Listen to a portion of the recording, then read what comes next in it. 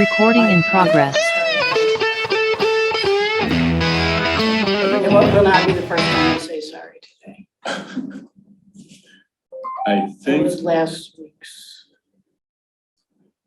the one I have is like the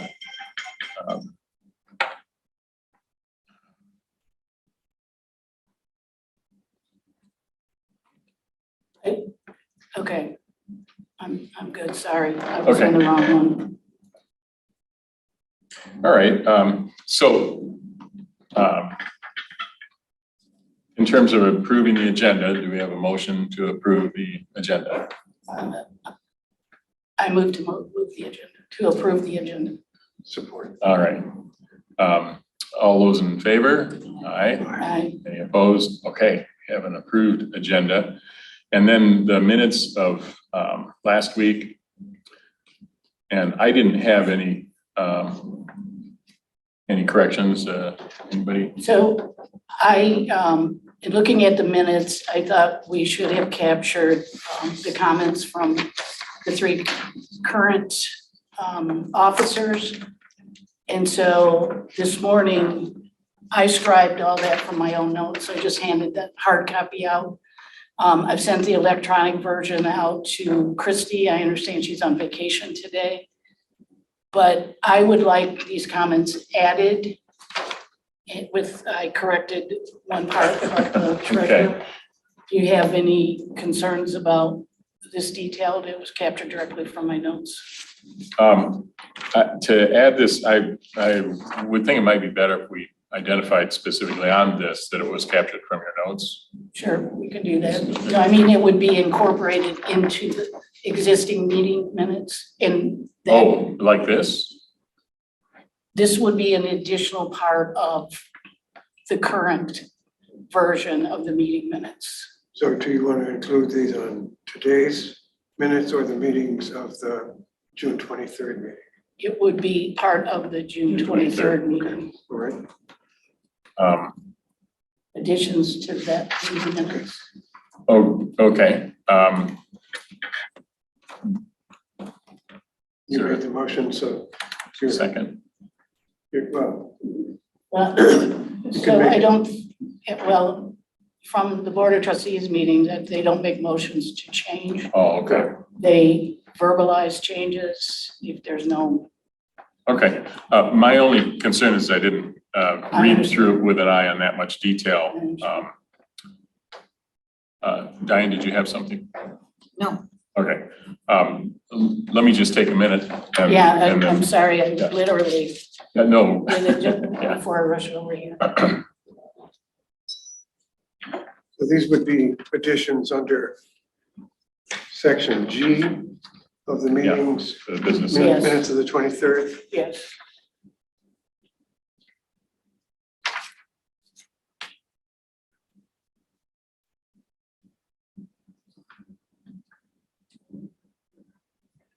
There,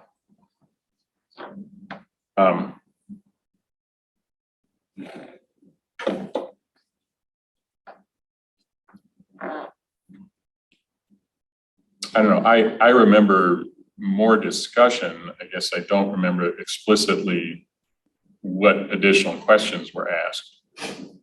Well, again, this was taken from my own notes. Yeah.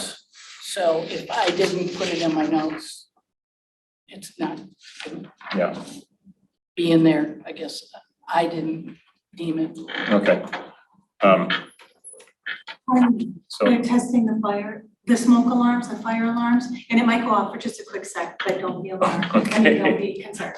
all right, thank you. Appreciate that heads up. Not run out of the building. Okay.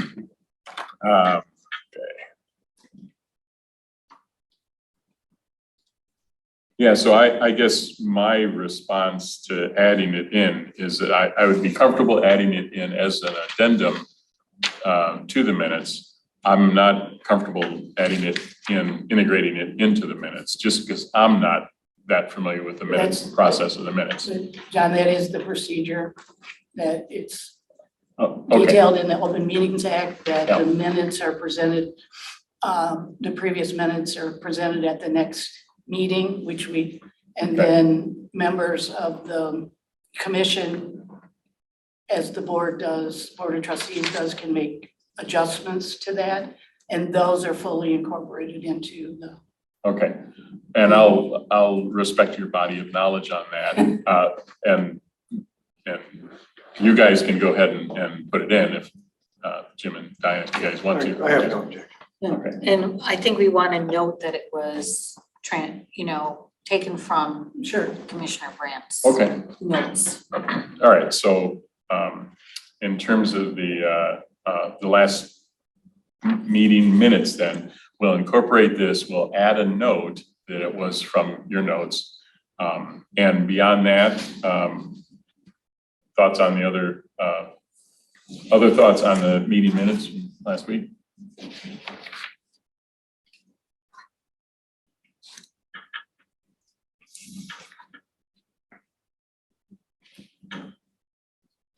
motion to approve the minutes. Second. It's been moved Oh, sorry. and supported, so we can vote. on it. All right, let's vote. All those in favor? Aye. Opposed? All right. Thanks for keeping me on it. It's not my job. All right, next up, we have communication from the public, and I don't know, do we have any? I guess that's Monica's would know that. Nothing was I attached. don't remember seeing any emails. Yes, so what was attached is Pam Boyd's public comments from the last session that didn't make it into the agenda, so it's now attached Okay, for exact comments. That's the only thing that's attached. So we could assume that's the only communication that was received. okay, all right, so back to the agenda then. Our next item is general discussion. Excuse me, Okay. can you please let in other residents into the meeting? Thank you.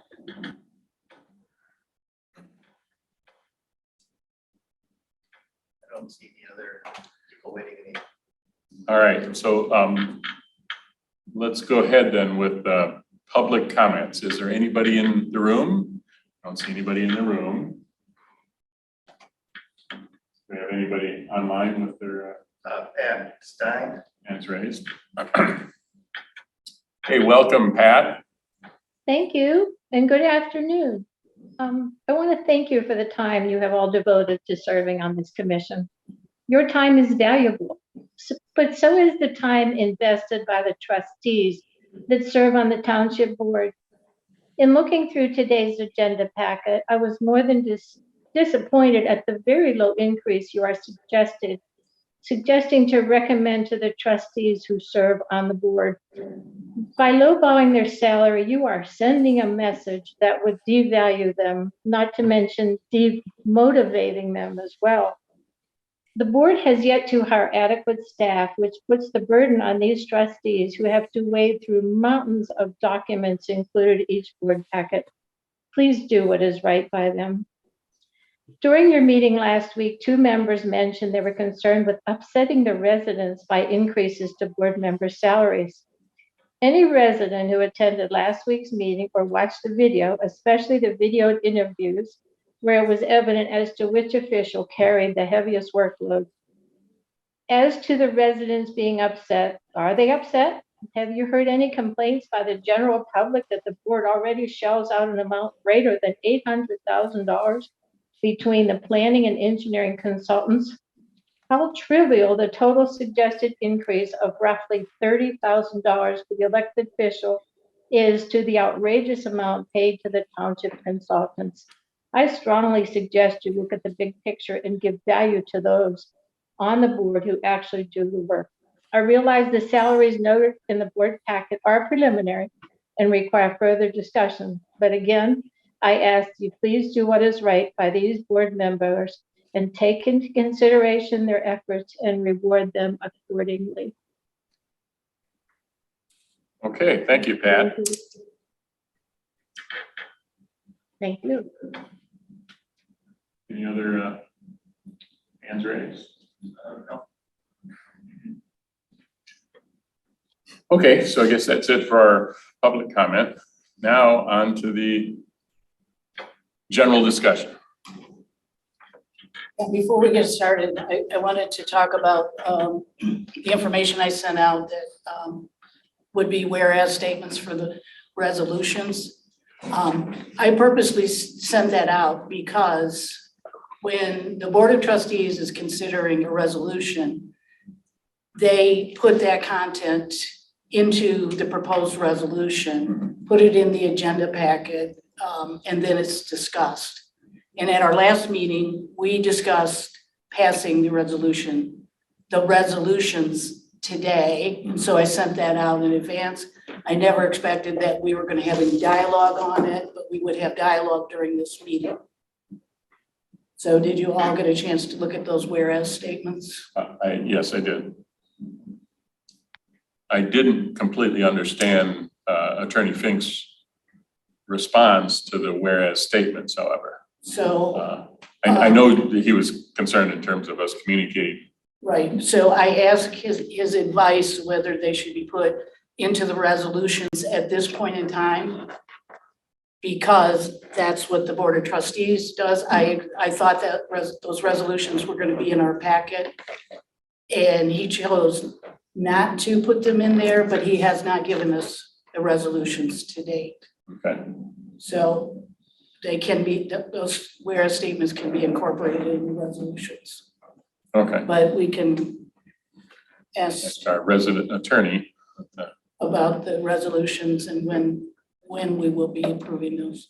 Is it appropriate for us to concur to pass those draft statements on to our attorney for inclusion?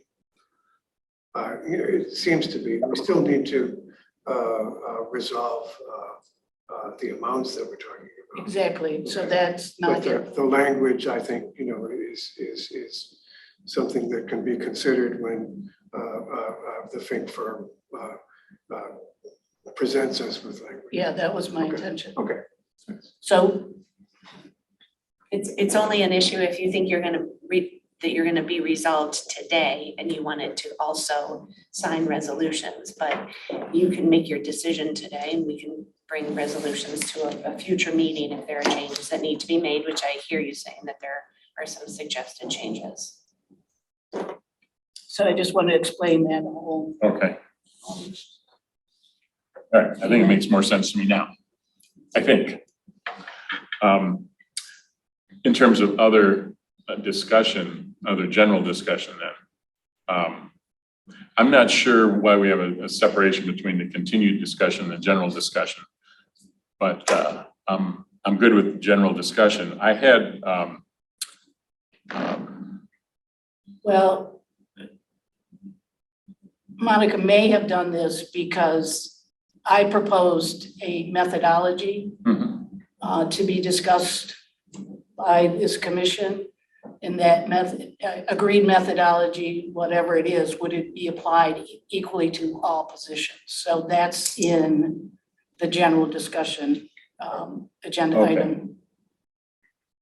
okay, so let's go ahead and talk about the methodology now.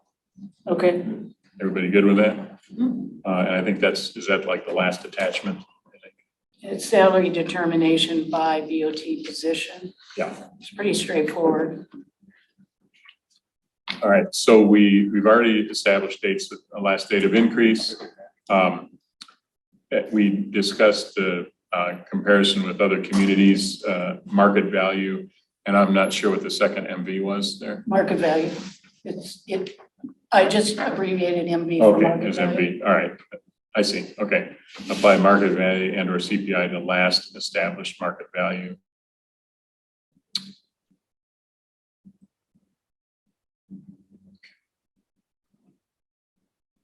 And then the assumptions on the supervisor workload and the estimated trustee hours based on length of meetings and prep time.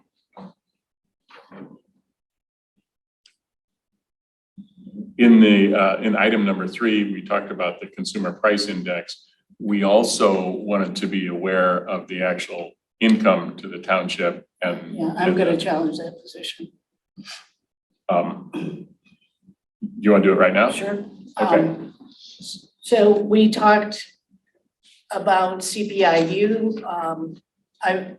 At this point, I'm gonna make a motion that if we use inflation factors related to CPI, that we standardize and use CPIU, the urban factor.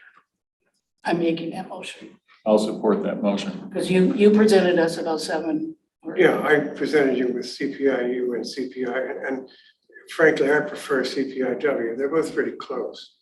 CPIW is not as broadly reported as CPIU. CPIU is what makes headlines every. But I've read the definitions. CPIW is used for inflationary factor for Social Security and SSI, so Right. that's a portion of the population. Whereas CPIU is urban, would apply to the general population.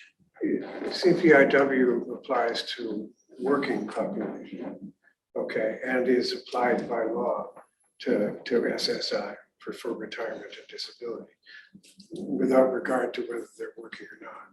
But CPIW is for working population. And that's what we are dealing with as a working population here.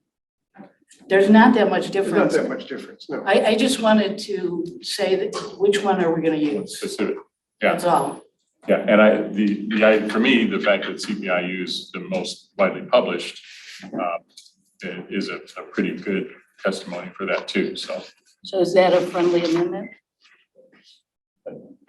No, your original motion, Amendment to my original motion, well, yeah, what was your original motion again? CPIU.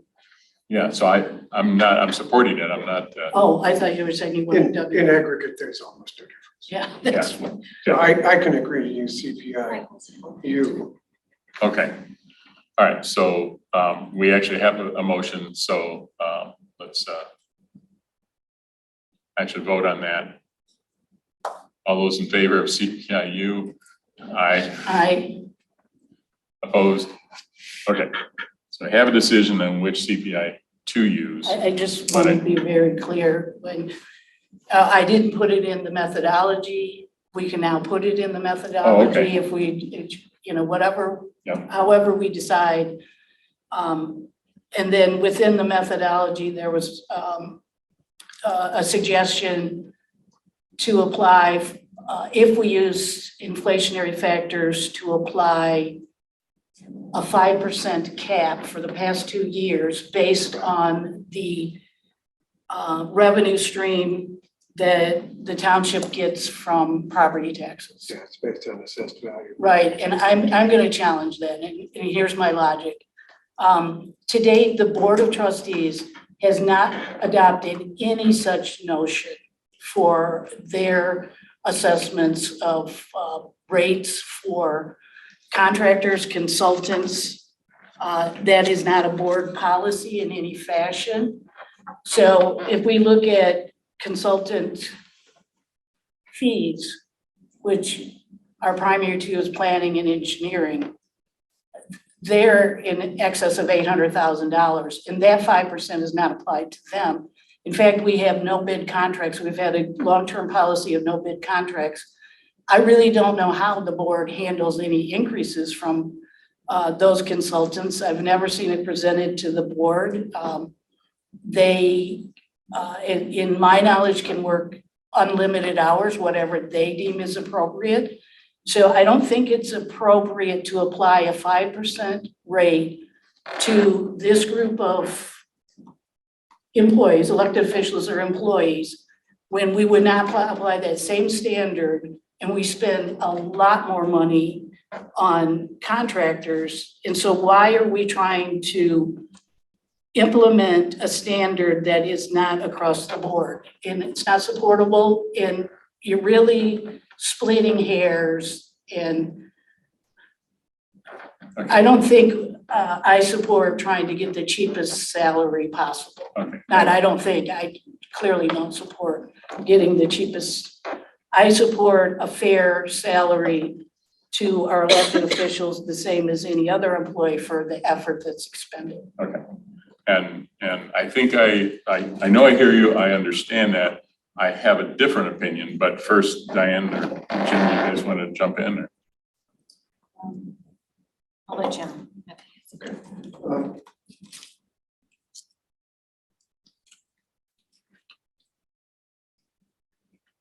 Using compounded CPA, particularly for the years 21 and 22, when we had CPIs exceeding 5%, which is the Headley limit, is an interesting proposal. I think it would. I think that first that the people who pay for our government, via property taxes, will have a harder time accepting that than they are accepting the equalized rate that they're charged or that they're limited to on the property taxes that they pay. And I'm just thinking in terms of public perception. The other thing is, as you mentioned, what we spend on consultants, engineering and planning in particular. In my recollection, much of that was carried, those costs were carried by people who were applying for planning approval. Developers who brought a plan to us were charged substantial amounts to have the planning consultant and the engineering consultants review them, suggest changes and so forth. And as those processes went forward through, several meetings of the planning commission, those charges would be charged again and again and again. So I think a substantial amount of the 800,000 or so that you're talking about, other than engineering work on sewer and water, and maybe much of that, are the results of plans presented to the planning commission and board by various developers and paid by them too. Okay, I would like to address that point. As you folks know, I've said I've attended every board meeting for the past 2 years. Board discussion, there have been multiple instances of talking about application fees are not, have not been evaluated in a number of years, and that the application fees are less than the consulting fees. But there's been no study. Is it 10% less? There hasn't been We don't know how Right, much but of that's being covered. I don't personally know how long ago that happened, but it has been, what I understand, quite a while. So you can't state, because the Board of Trustees has stated that we, in essence, are not recovering our costs for those fees. We are not recovering. Those fees are not covering the full amount of The cost. application fees are not covering Right. the consulting fees. Right, okay. So I don't know what the difference is, but it's a deficit. So we are spending more on consulting fees than we are taking in. And why would we try to put a 5% cap on these elected officials? We don't put any caps on these consultants, whether it's covered or not, and they can work unlimited hours. Okay, you Hours made that are point not- before, are not- so But I don't see how it's justified to put a tax revenue cap on employee salaries when what we're talking about is such a small amount of aggregate increase. okay. And I heard you say that before, and I'd like to respond to that now. So I agree with you that it doesn't seem to make much sense that our Board of Trustees does not look at the revenue versus expense. And I absolutely agree with you that the consulting fees are not balanced by the application fees and stuff. So the consulting fees is a very significant expense for the township. Just because the Board of Trustees doesn't do that, doesn't mean that we shouldn't do that. And I would argue that I'd feel better as a taxpayer in our lovely township if the Board of Trustees had, or seemed to have more connection with the income and also maybe have limitations on the consulting fees, either the hours invoiced or, other things. And the no bid contracts, I absolutely agree with you in terms of the concern on those.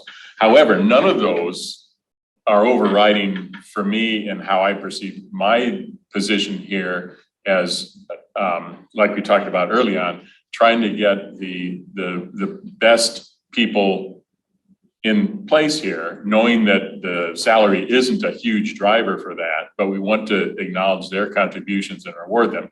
At the same time, also, represent the interest as a fiduciary for the taxpayers. And that's probably more complicated than I need to say it, but Diana, it looks like you're waiting to jump in there. And Can I address what you just said? actually, Diane hasn't had a Okay, chance to I'll go. speak, so write that down and we'll get back to it. But Diane? I don't have as much concern about sticking with the 5%. I have heard from individuals that I know, as I've talked, as they've watched this online, and as I've talked to friends and neighbors that live in the township, they want to pay people fair and equitable salaries. They're not concerned about keeping a 5%. They're wanting to pay people fair. So as you said, John, we can attract individuals to run for office and be competitive. That's my. Okay, I need some clarification. When you say they don't care so much about the 5% number. Of sticking to salaries. We were looking at the CPU and we were Okay. looking at perhaps not going above 5%. Or it would be 2021 and 2022. I don't know what 2023 is. Yeah. Right now. 5.8 estimated. Okay. That wasn't a concern as other things that are going on in the township where it's perceived that money is being wasted. Okay. So basically you're on Commissioner Brandt's, you're Correct. supporting her position. Okay. But I So have further feedback. on her or on me? Yours. Yeah, the thing you wrote down. Okay, shoot. So, you state the rationale for doing this is that taxpayers are gonna be, incensed, that they're getting more, these officers are getting more than what's coming in. I don't think our job is to assume what the taxpayers think. I think our job is to come up with a fair and equitable rate. So from our last go around on this, I don't think there was any feedback from the public about how we came up with rates. I don't know if we will get any feedback on how we come up with rates. This will probably not be in the newsletter, will not be In the broadly. sometimes. Right. Maybe. And then you also made a statement that salary is a huge driver for candidates to run. And I also, yeah, I said it is a huge driver. I said it isn't a huge driver. I thought you said it was. No, Oh, if I said that, I apologize, but the Oh, intent was that the salary was not a huge driver for candidates. exactly. It is not a huge driver. That's what you said. Yeah. I disagree. You had feedback from the supervisor that he did consider it, and then factually, as soon as he got in office, the board voted him double salary because he thought he was full-time. And then there was a whole discussion about, are you full-time when there's a manager? And that was rolled back, but it was a consideration for him. The clerk mentioned it was a consideration for her when she was appointed. She determined an equitable salary for the amount of work. She presented that to the board. They unanimously agreed.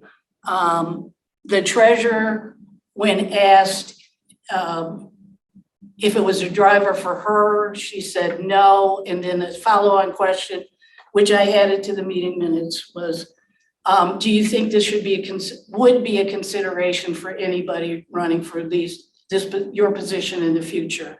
And she replied, I don't know. So I don't think we have an evidence to say that's not a consideration, is not a huge driver for people deciding to. So treasurer, clerk, I consider those professional positions. So professional positions probably mean a degree or advanced degree, experience with something comparable. It has to be a consideration for that person to unless they are completely retired, to take that position versus taking a professional job in the private sector. Okay, So I think it is a consideration potentially for all three. We state that the supervisor is part-time, so maybe less of a factor if they can juggle their hours. But we're still talking about a rate for supervisor that is in the range of professional fees.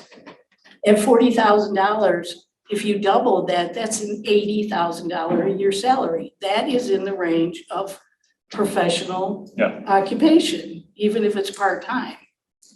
So I can't imagine that people say, I want to run for, I want to be clerk, and I know it's full-time, and I know that I got to work all elections, and, you know, I kind of don't care about the salary. And the same with treasurer, that, you know, I'm going to commit to a full-time position. I'm going to go to board meetings sometimes until midnight, and I don't really care what the salary is. I think it's a huge driver. That's why I disagree. okay. Jim, do you have? Yeah, the only But we're The not only making. qualifications for any of these individuals who serve on the Board of Trustees is by law, is completing a petition with 15 or more signatures, turning it in, surviving a primary and a general election. Okay, there's nothing other than, I suppose you have to be a registered voter and a resident. Otherwise, you don't need any particular degree. You don't need to be a high school graduate. You don't need a law degree. You don't need a PhD in urban and regional planning. They're not there, okay? These are people who come to this as part of a political process, okay? People who have been trustees here have run for higher office, for state representative and so forth. People here who are trustees who have considered running for supervisor or clerk and so on and so forth. Entry-level political elected office is the first step on the ladder to higher office. And it's seen that way by everyone who goes through the political process, the electoral But process. I think you're Okay. assuming that And- anybody that. Please let him finish. And, you know,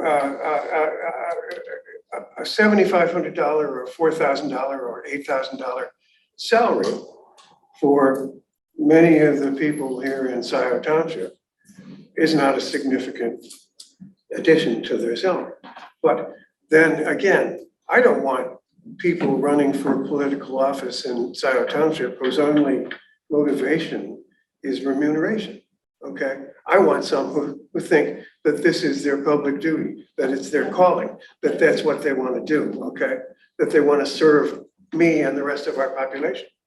So offering more money and making it a lucrative Well, engagement is something I feel kind of strongly about, but go ahead. I'm not advocating for a lucrative engagement, and whatever the ladder is for public service, you know, we're not considering that for anybody that runs for office here. We can never determine what somebody's motivation is, that they're going to be trustee, and then they're going to be supervisor, and then they're going to be state rep, and then they're going to be congressional. That's not part of our evaluation here. But I'm just talking about fairly compensating individuals for their level of effort. If they are doing it because they have the skills, they like the fact that it's a full-time job, they think the voters will recognize their skill and elect them. That's the election process. That's not our process to decide how they should, our process to decide how do they fairly get compensated. And I want a factor of effort involved in that, not that it's completely volunteerism. Yeah. Okay, I think we all agree that we want to compensate them. I think we're talking about a pretty small variation here. Right. You're saying increase by CPI for the last 2 years when you had the super high inflation. And, you know, maybe I'm saying, let's limit that for the last 2 years to just the Headley, 5% thing, right? That's, Headley is not an inflation factor. I know. It is not an inflation factor. I know. I understand that. I don't think But it's. I'd like to complete my thought here. You said that we haven't had complaints from local taxpayers or comments from local taxpayers on that. And certainly that is true. At the same time, we're supposed to be acting as fiduciaries for those folks and not as fiduciaries for our staff and our elected officials. So, but back to my earlier point, I don't think we're talking about far off, but I think in terms of the methodology, it is appropriate to not tie it specifically to the CPI. And maybe we can just say, looking at other inflation factors, maybe. Diane, did you have something you want to? I'm just pondering. Oh, okay, yeah, a lot of. All right, so we're still talking about the methodology. And Kathleen, did you have other methodology stuff or? No, but I would like to establish a methodology and then take that methodology and apply it to each position. Okay, So that we don't have dissent that, well, you did it one way for supervisor, you did it a different way for yeah, and trustees. okay, my concern with that, and I think you're incorporating this, but you haven't mentioned it explicitly, and I guess we need to put it in here, is that specifically for our treasurer, we don't just want to look at the historic, we need to be focusing on the market value Exactly. of that. Okay, I believe it's very all right. undervalued currently. Yeah, so, and I know that we've talked, and even in your methodology, you mentioned market value, but where are we balancing market value and inflation indicators? Okay. Or do you want to, I mean. So in this methodology, you would first establish what, for the position, and let's talk about treasurer. What is the comparable community? Mhm. Is that Ipsy and Pittsfield? Is that comparable to other treasury type functions in the private sector? And so once you have determined what your comparable communities are, then you can, from that, you can take a market value. Okay, Right. so I would like to then incorporate into your methodology, looking at comparable communities Right. and looking at the private sector. Right? Can we add that Sure. into your, Yeah, absolutely. and we kind of did all this, and we also talked about the University of Michigan. Right. But So when I left our last meeting and I pondered this, I said, I really don't want to end up with, we do it one way for one position, we do it a different. So we really should come up with, how are we going to do this, which would be a methodology. We all agree what the methodology is. And then the more I thought about it, I said, why don't all compensation commissions have a methodology, and you wouldn't have to go through this you know, Our first two meetings or first. Yeah, right, and so you exactly. would say, We should consult. Understand there are a lot of townships that pay consultants a big bucks or. all right, Here we so, can all right, stop it, that's a yeah. good idea, I'm gonna go to Pittsfield and pitch this. Payback for these. So we would come up with a methodology and then the discussion is focused on, okay, how does the methodology apply for this position? That's what I was trying to come up with. Let's, you know, at the end of last week's meeting, we decided that we would take a look at what the compounded inflation rates from the time of the last change for the four positions that we're talking about, Right, supervisor, treasurer, clerk, trustee, right, and see how, you know, that would move out using the 5% cap for 2021 and 22. Okay, now if we were to. I know you don't want the 5% cap. I'm not gonna argue about the 5%. Okay. You know, Let him get finish there. that. We'll get there, okay. That aggregates, when you compound it, the 5% aggregate to 10.25% over 2 years.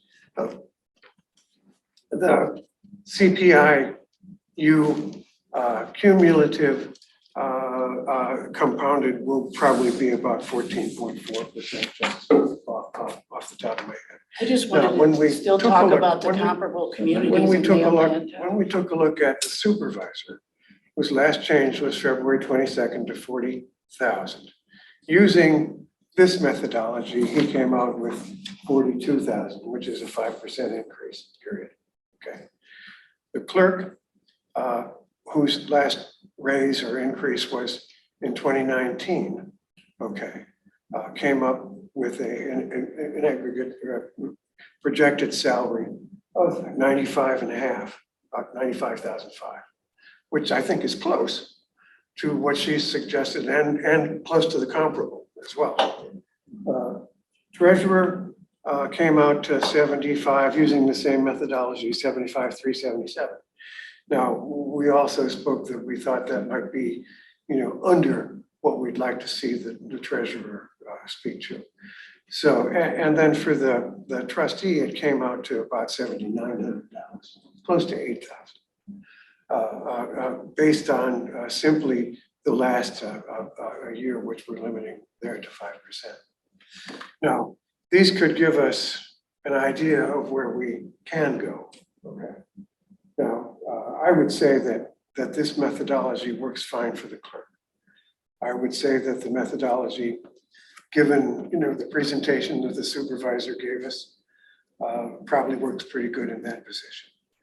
I'm willing to round it up for a trustee to 8,000, and maybe that gives us something, and maybe we should start the treasurer at a little bit higher base to get to, you know, a decent number for her, or for that position.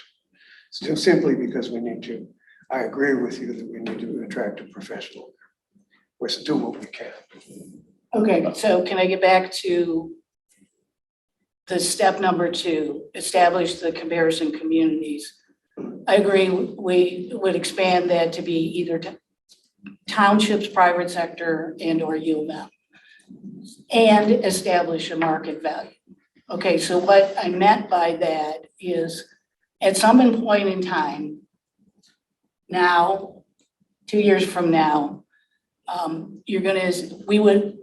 this commission would establish a market value and then apply what other factors you want at that time frame.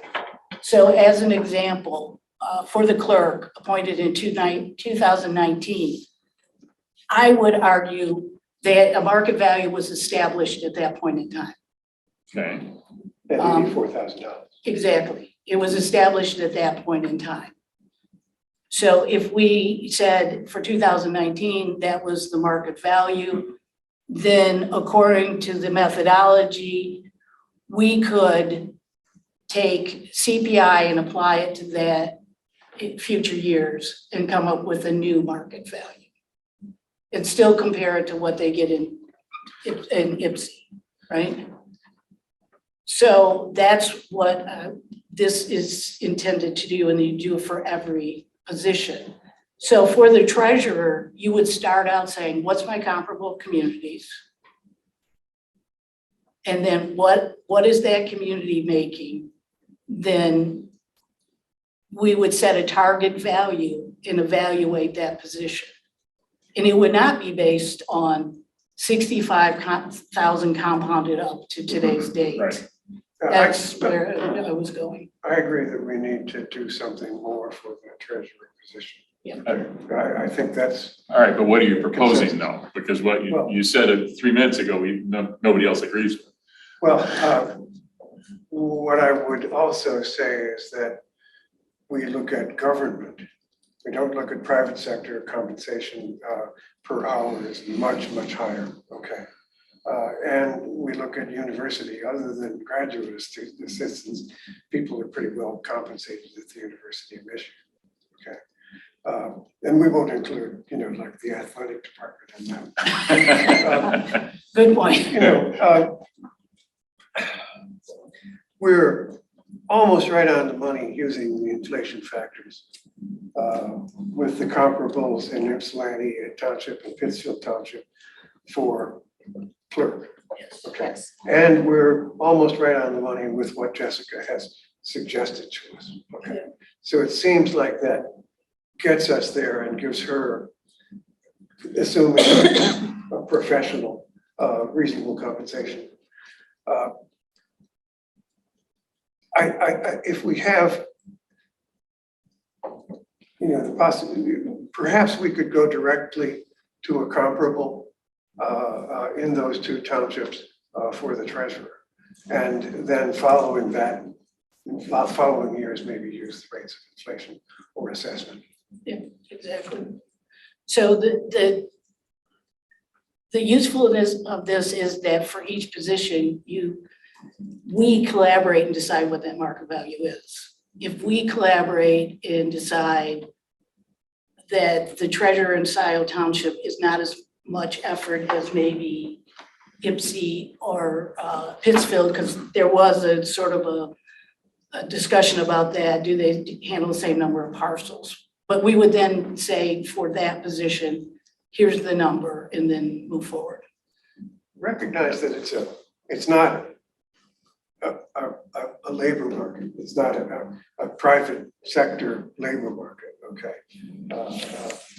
It's a government organization that tends to have different compensation levels than the private sector or some of the other sovereign public organizations that we recognize. We don't hire these people off the street. Yeah, I think Okay, they come in. everybody agrees with what she's They saying. bang on our doors. No, I completely agree that if you handle it this way, then each position, the group deliberates and say, okay, how did we come up with this market value? Yeah. Did we weight it more for U of M, less? That's what we would come to agreement on. I'd like to actually bring you in, Monica. Welcome in. Do you have any, do you know what we're talking about now in terms of the agenda and the methodology The idea? methodology Yeah. that Kathleen sent out. Yeah. That's what we're talking about. Yeah. Okay, no. I wanted to give you an opportunity if you want to Yeah, comment. first of all, thank you with that. Okay. The only thing that first of all, I think having methodology makes a lot of sense and having having some consistency. And the board at this time, particularly I think with the treasurer's position in terms of bringing it up to where it should be. I think that having a methodology is great. However, I do think that if we were just going to have a formula, we would have a composition committee. I think that this is a bit of an art and a science and an interpretation. So reviewing, I won't be here the next go around, but continuing to review, that market value and kind of massaging that. And because I kind of fast forward in terms of that at certain points, people max out in a job, in terms of they hit a ceiling with pay scale. Mhm. And that I don't think we're there. I don't think we're necessarily close to being there, but I do think that can happen. And so, that's really a conversation for the future. I think in Valid terms point, of, yeah. you know, some of the things that Kathleen mentioned are, I think, come into the art in terms of timing and what have you, and that all of these positions have certain things they are supposed to accomplish. And some people, and I'm probably a little sensitive, as we all have our own, you know, slant on things. And the time that somebody puts in, is it because they can't get the job done? Is it because there's just so much for them to do? You know, they don't know what they're doing? And that these positions really get to decide how much time they want to put in. You know, nobody's saying, hey, you gotta be here, you gotta punch the clock. That's not, you know, the way it is. So I throw that out there, but you know, it's, I think the conversation was good. Okay, well, Kathleen, I want to go back to you then in the methodology. So we've kind of added a little bit more detail to the market value Right. end of things. And then, what was my note here?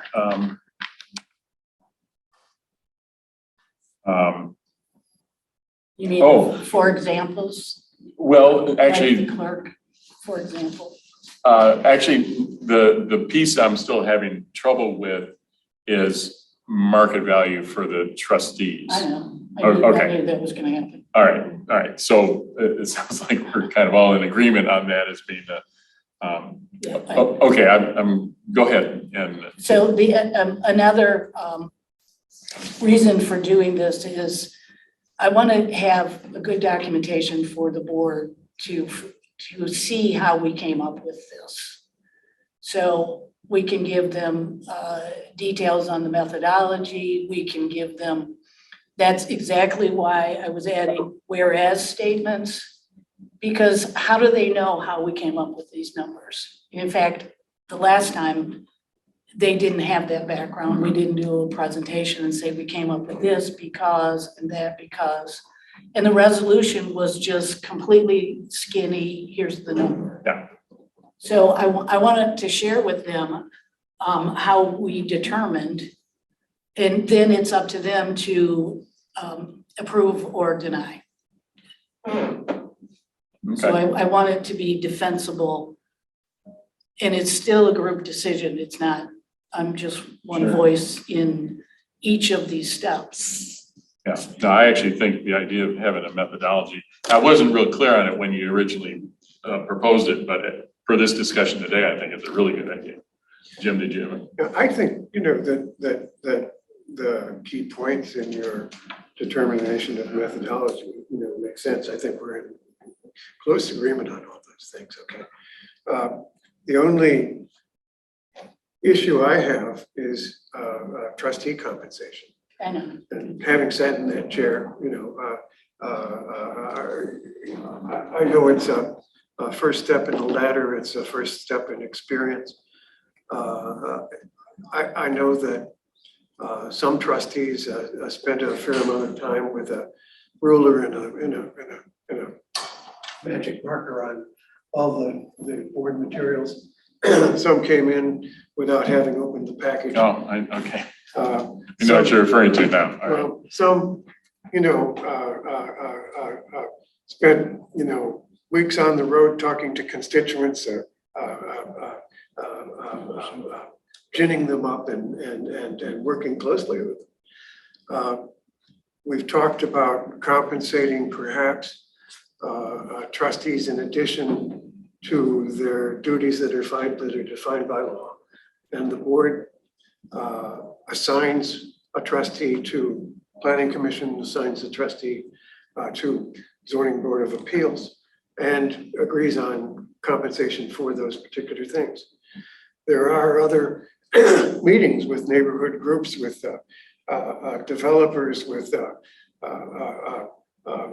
commercial interests, with environmental interests that go across the board that sometimes trustees do attend. They're not instructed to do so or assigned to do so by the board, but they do it because of a community interest, because they're called to it. Okay. Should we compensate them for doing things that are not assigned by the Board of Trustees? Should we encourage the Board of Trustees to consider what additional duties trustees may participate in and compensate them for it? Is it ours to say what those duties are and how we compensate? Yeah. So is it safe to say that, and I expected this, that step number 5, we're not ready to incorporate that, and we will discuss it during the trustee discussion? Yeah, I think. That's fair, and That's a good way to. I expected I expected this Yeah. dialogue. What I can do is I'll revise this little table to include CPIU instead of CPIW. Okay, we'll get our letters straight. And if we feel those numbers are reasonable, I think they're reasonable for the clerk and for the supervisor. I think we need to pay special attention to the treasurer. Yeah. And that I think we all agree on that. 75 is somewhat short. Okay. Okay. Completely agree. So, Diane, you're awful quiet over there. No, You've got anything I'm to- agreeing with, Okay. that we need to pay attention to the treasurer position. All right, so. My notes are gonna say that we're holding on step 4 for the time being. Okay, 5, I'm sorry, 5, and I just added some content about comparable communities, could be townships, private sector, U of M, Right. which will be decided Where by the commission. the math we do doesn't get us up to closer to what we consider a comparable, then we should consider the comparable. actually, I kind of think the comparable should be more important than the math, but that's for future commissions. And Well, we're saying that it can Yeah. overrule it. Or, Okay, so in terms of our methodology though, and I know we're gonna talk more about trustees at some later point, but would it be appropriate for us to end up doing something like recommending the Board of Trustees provide the Board of Trustees, the actual trustee members of the trustees, not the other 3.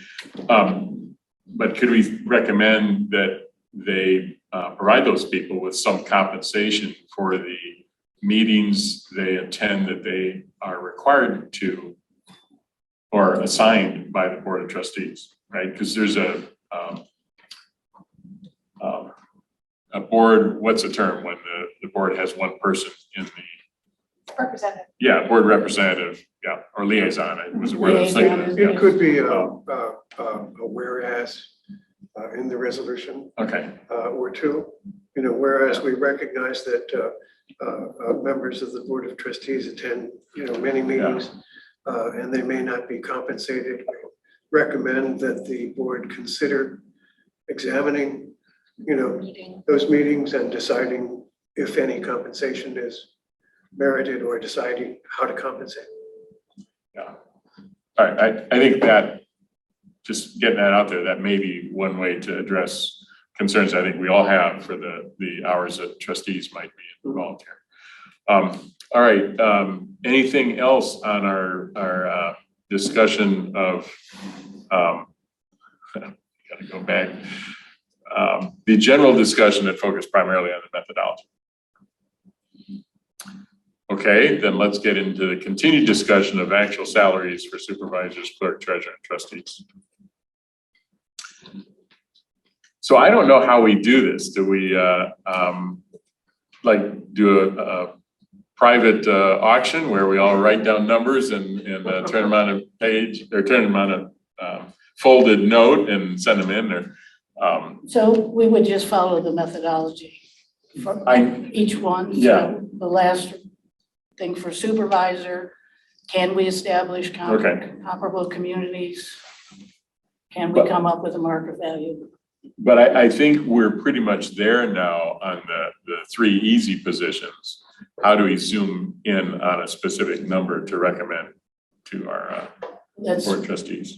well, by methodology, we would discuss what's the market value for a halftime supervisor. What's the comparable communities? This is hard to come up with. It is. That's hard to come up with for comparable general law townships because the duties vary. Private sector, I don't know what's comparable. U of M, I don't know what's comparable. So this is where the science turns into personal opinion, right? Based on our knowledge of what the Yeah. position does. The only point of reference I think I have, well, and maybe there are some comparables from neighboring townships and so forth. But the point of reference we have is that the board and the supervisor agreed to a halftime salary of $40,000 back in, when, 2022. So that's a recent agreement, and that may be something to build upon.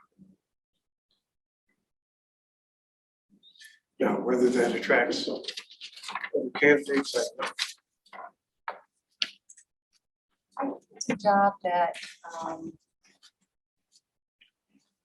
someone, we're talking about the position, we're not talking about the person. And the different things that they're involved in. Now, their statute is more limited in terms of what it is by definition, in terms of what they're doing. But at the same time, we've got a developer that comes in, they want to talk to the township supervisor, those sorts of things. So I think it becomes more expanded. We say that it's 20 hours, and like I said, I'm not about, I think putting down a time is difficult because of, the reasons I stated earlier. I think of somebody who is the CEO at the time that they're putting into this, and I think that while we talked about it being part-time, half-time, I think last week's meeting, we actually talked about it being more like 3 days than 2 days. From conversations that were had. Did I not hear that We correctly? discussed halftime, which would put it at 20 hours. Yeah, and last That week we was talked about 4 it being more than hours. 25. 4 I thought hours that per came in. day, that it was a daily requirement. Yeah, I misinterpreted. I thought that we talked about it being 25 hours a week or something more like that in terms of our interpretation of that. I was, during that discussion, I was thinking about more distributing when those hours take place. And thinking that having just 2 days, 2 10-hour days is not the optimal, much better to have 5 4-hour days, of Right. which, That's what I recall. yeah, that's what I know that I Diana. misinterpreted that. Okay. Sorry. But back to your point, like you mentioned, when the developer comes in, they want to talk to the supervisor. And certainly I can understand that. At the same time, at that level, we expect the supervisor to be able to manage their time well. And that may mean that if they talk to the developer, they may need to put off till next week talking to somebody else, right? Yeah. But I think that kind of comes with the professional life too, so, I don't know, it just came to me, Kathleen, did you have something? Well, if you look at statutory duties for the supervisor, a planning function is not part of that. So I can understand a developer might want to talk to the supervisor, and maybe Scio should have a policy on that. But there's no developer planning function in the supervisor statutory. Statutory, yeah, that's a really good point. Who would a developer talk to first? It would be the planner. Planner. The developer might come in and try to build a relationship, talk to the supervisor first. Sure. If I was a developer, I would do that. Right. I was in purchasing and I dealt with salespeople all the time. They wanted a They want a clear, relationship. they want a clear relationship. They gave me a $1 pen and I gave them a $40,000 contract. So I was, You bet. I was trained to not fall for that kind of stuff. I remember prior administrations, when we were talking about extending the sewer service area out to Barker Road and guaranteeing sewer and water service to that development that's being built out there now. Okay. And the only thing that existed was not something from the planning commission, not something from a signed agreement with Ann Arbor City, but an agreement between the supervisor or a letter from the supervisor to that developer saying, yes, you can have sewer service. That was Inappropriate? It's being built. a flawed process. Yeah. So the process as established now is that the township creates a master plan, which is developed by the planning commission. The master plan can be approved by the plan commission and it can be approved by the board. So that is supposed to be the overriding planning process for dealing with developers within the zoning ordinances confines. And I agree that is the process and should be the process that we follow. But the first person whose door gets knocked up is the person who the developer thinks is the person in power, the CEO, the supervisor. Okay, And he or she has a lot to deal with. yeah, Well, again, it could be board policy not to engage. Yeah. So anyway, I'm not arguing market value at this point. yeah, okay, I'm not arguing market value. yeah. Well, and the supervisor can say, you need to talk to my planner. Nice to see you. Goodbye. All right, so are we officially working now on the supervisor specifically? I thought we were. Yes. So in terms of the other references for market value, like Jim noted that we had the determination, last year and the 40,000 halftime.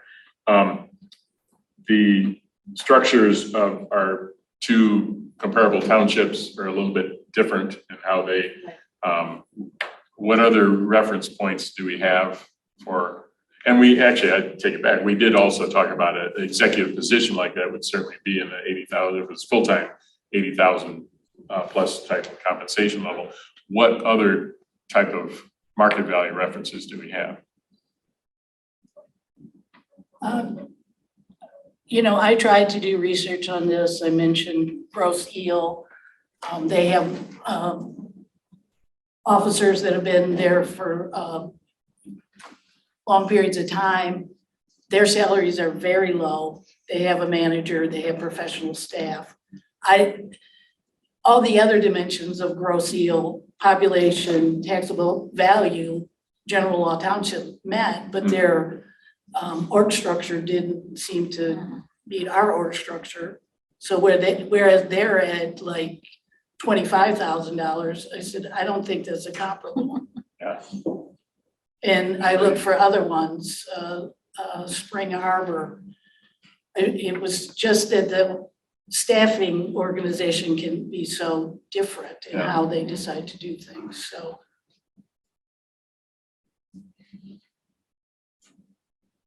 I think I mentioned before that I looked over at like Kalamazoo Township and Texas Township. Both charter townships, not a comparable. But just in terms of kind of the differential of them, to your point, we've got a full-time manager now, which hadn't been in place. We've kind of struggled with that for a period of time. And my understanding is this person is very qualified, and I would expect them to really be able to take a lot of everyday things off Some the of the plate. things that, without a manager, I would say both the clerk and the supervisor have taken on responsibilities that go to a manager type position over the last few years. Yeah, and that, I think, so having this new person on board, I think that, first of all, for the person who's in that position today and looking at people in future, whoever holds that position in the future, that they would be working with that manager in collaboration, and also, if the manager, if we have some continuity here, that they're bringing, of course, that history as well. So, in terms of how we're looking at it as part-time, that certainly makes a lot of sense to me. Yeah, okay. I wanted to go back to something actually you said, but the general law versus charter township. I don't remember us discussing the difference in the responsibilities of the supervisor between those two.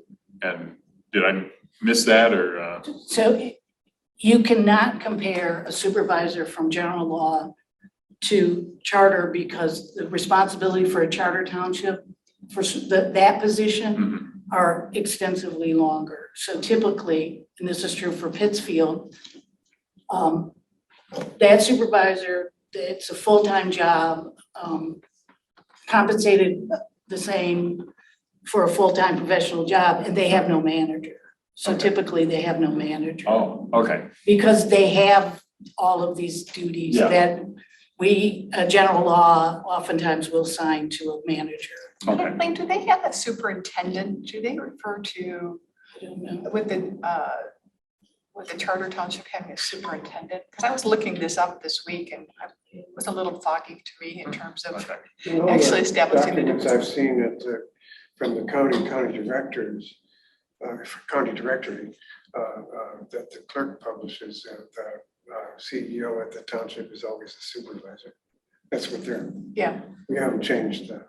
And this position does not currently, this is not the lead assessor. Okay. So there's a lot less. A lot. Okay.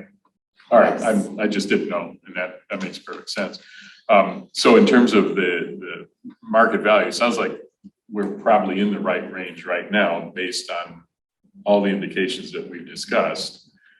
And might be totally appropriate to put in our inflation factors and move forward from that. Is that? So is that? So with the methodology, first you would decide the market value and you discuss that, well, the board decided market value of 40,000. Do we agree with 40,000 or do we think the market value should be higher? Yep. If you decide it's higher, then that's established and you don't apply the inflationary factors. If you think it's established as of 2022, then you apply the inflation factors. And, it was established in February 2022. Yeah, so I definitely think we need to apply the inflation factors. But I think it's a reasonable base to start with and is reasonable in terms of compensation and comparables. So what does that, if you apply the inflation, what does it come up to? 42, okay. That's at the 5%. 5%, yes. So versus, do we think that if the market value in our own assessment should be higher than 42? That's how you would decide that. Well, if we And then I'm gonna applied, throw another wrench in here. we applied 8.02%, that would be, 43. are you gonna give us a clue? What's the wrench? 3,200. Yeah, so I want to go back and pay attention to what Jim just said. So if we use the actual inflation for last year, it comes out to what number? 43,200 43,200, and okay, change. okay. So this is where we as a group get to decide, do we establish today's market value as what was before applied with inflation? Does anybody have objection to that? Well, I think we're either at inflation or the assessment cap. Okay. Yeah. Valuation cap, Right, Yeah, so taxable value assessment cap. the 5% or the 8%. And we need to apply that to each position. We should do that consistently. yes, absolutely, that's that. That's the whole trick. That's the That's the whole whole thing she's thing. proposing here, so. All right, so now I need to introduce another concept. I'm sorry, You guys that's will- not allowed you on a guys Friday. will- That's, You guys will We get, always meet on Fridays. I think we should meet down at the old. Do we take breaks or do I just leave? You guys will get this. Okay, so Leo used theirs. So what we decide today, let's say that it's June 30th. Our decision will go into effect on April 1st, I see where you're going. 2024. That's when it goes, it's almost a year from now. The next time we meet will be in sometime in 2025. And what we determine then will go into effect. It depends on if we meet before April 1st or after April 1st for when this goes into effect. So it goes into effect either in 2026 or I believe, but let's just say it's that. So in our consideration, we're letting a whole year expire without adding any consideration for what happened. And then when we meet again here, there's going to be additional time that that is consumed with no increases until, let's say, this point in time. So here's the concept. I got this from reading something that Joyce Parker put out. She took into account an estimate, a government estimated inflation rate for 2023.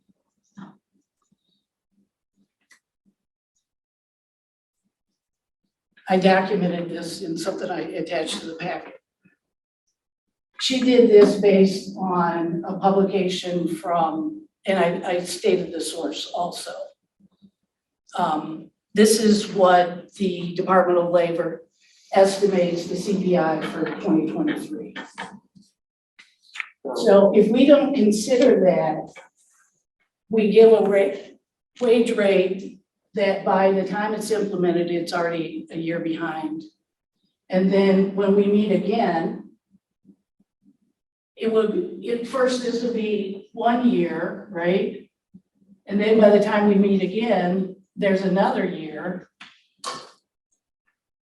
So that salary then, if you don't consider this, it's 1 year behind and potentially 2 years behind because another year transpired. I think you're going someplace, and I think I want to, hear more about what your thinking is in the future. The BLS estimates annual CPI on a monthly basis. Exactly. Okay, and the last monthly annual rate I heard was more 4-ish than 5-ish. Okay, and you may be looking at a journal article that was published earlier. Nope. I used the exact same source and the exact same number that Joyce Parker just put in her communication for the fire service millage as information to share with the public when deciding to vote for up or down on that millage. And this is the factor that she used to say, these are the cost increases that are going to occur for fire services. I use the exact same number, the exact same source. She gets the most recent point, which is still an annual estimate that they come out with, and they will have another monthly coming out. But this is their annual estimate for CPI for 2023. So the only way we can do this is to take a validated estimate. If we don't, then these officers will be stuck in a cycle of not getting any factors. They haven't given themselves a raise in years. Yep. So I don't know in terms of saying that they're stuck in this, is that, I don't understand when you say they haven't given themselves a raise. I well, mean, like that the board they of have a trustees. commission now, Okay. but even prior to previous, that, okay. how many years went by that they didn't give themselves a raise? And our responsibility by resolution is to come up with a recommendation every 2 years. Exactly. Right. It's not necessarily to meet every 2 years and come up with an annual recommendation. That's correct. So my suggestion is the next time this commission meets, they would look at the methodology, decide if they would continue to use it, and then figure out how they're gonna come up with their figures. They don't have to take, right? The next, No. But we can give them a logical right, basement, framework, Right. foundation. All right, but so what? I mean, I think it's great to add this to the methodology in terms of, reviewing the timeframes for the actual increase in compensations.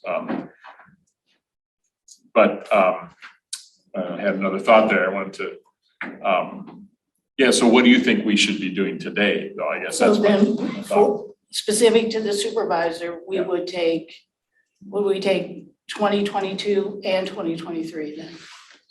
Well, Okay, and so we his last put that change one was in. February 22. So we should take 22. We don't have complete 23 data. No, but we That's what she's we proposing just up there. estimate that. We take the government's defined estimate. Or we did the 5%. Yeah, I suppose that's another option, that they're pretty darn close, but, I wouldn't go beyond, because who knows what between April of 2024 and 2025 was. No, exactly. Yeah. No, this is just taking the realization that it goes in effect. I'm so almost- glad you're on this commission. I think, I don't always agree with what you come up with, but I really am glad that you brought this specific up. That's, so for the supervisor, then I'm thinking we have two different 5% or 5.8% increments. Or 8%, I'm sorry, going back to, We have two 5%. We have a 2022 and a 2023. well, we haven't really decided what that increment is, though. So Yeah, I we have think two increments, though. now would be an appropriate time to decide, for these years, is it 5% or is it CPIU? So you guys, if I'm outvoted, I have no problem. I'm just one person. So just so you know, my position is it should be CPIU. But if that's not supported, that's fine. I think 5% would work for 2023.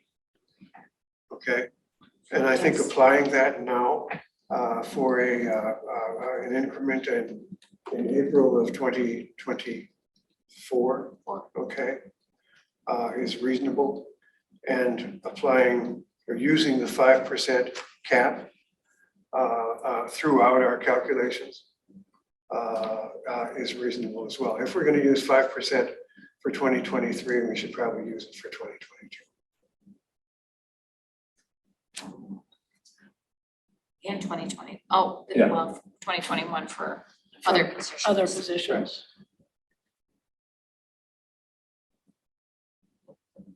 So before we cogitate too long on that, Diane, I wanted to ask you, in terms of the point that Kathleen just made, I mean, we're making a decision now where the impact actually goes way out almost a year.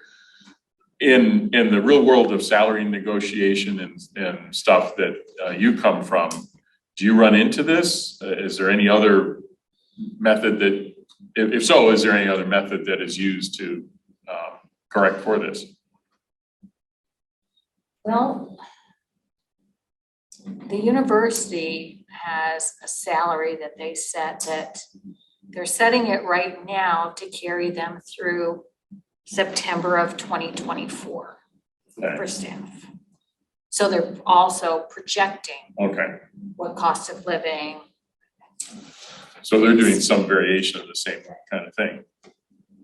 Monica, how, in your background in the big investment world or? And to tell you, you know, investment really is rare you get a raise, you know, because you got the whole bonuses. Yeah, okay, so So, you know, it's a different deal. different animal, okay. But one of the things which, you know, when Jim talks about the, you know, the cap on the real estate or, you know, on the property taxes, I think that that's something, you know, our fellow township residents can appreciate. You know, I think that that's, you know, you kind of laugh, you're smirking at me, but I think we're trying to please a lot of people here. Yeah. Well, let me rephrase that. We're accountable to a lot of people here. And, you know, certainly, I think that our board of trustees is, you know, they're very good people and we want to, they do a lot for our township. And I want to make sure that they're compensated for that. And I also want to be responsible to the people that are paying the bill. So, you know, that's my sensitivity level in terms of trying to find that balance. Yeah, I was smirking because I'm struggling with the same thing, not because of anything in terms of, so another, my concern in terms of the methodology, if we just use a 5% cap, because that is like the Headley kind of cap as a methodology, and we have more than 2 or 3 years of this real high inflation, is our methodology gonna put us in a position where we can't justify market pricing for the type of people that we actually want to get in? I mean, in theory, if we went through 5 years of high inflation, but in our future meetings, we limited our increments to the 5% Headley, we might be in a position where we'd be trying to, you know, have a compensation level too low to attract the quality of people we need to have. So at that point, I guess I have to go back to the process, which I don't know. How much influence can the township governance have on a salary for an elected official beyond the output of our group here? We can state something again in the whereases of what we adopt when we speak to the methodology. You know, if we have 5 years when inflation, CPIU exceeds 5%, there's going to be a lot more going on than worrying about how much the treasurer makes. You know, we're going to be in the middle of emergency. Yeah. Okay. We can say that we feel this is appropriate for this time, but may not be appropriate Okay, yeah, entirely for future time. all right. And that's, I think, what you're saying. Yeah, okay, I think that'd be a worthwhile addition To the methodology. yeah, to the methodology, yeah. To state that we understand that, you know, it works now, but in the future, you know. This is what we got today. This is what we got today. In the future, you may want to have other considerations. You know, it's also, we're gonna make a determination. My understanding is the board doesn't have to accept what we say. Right. You know, that they can say, you know, the commission, we appreciate your time and input and how you're looking at it, but, you know, the 7 of us disagree. Yeah. You know, and, you know, there you go. If it's Well, not, there may be a public meeting with, you know, torches and pitchforks. Yeah, there you go. I'm not going to that meeting. The one meeting you'll miss. Yeah. We'll watch it on Zoom.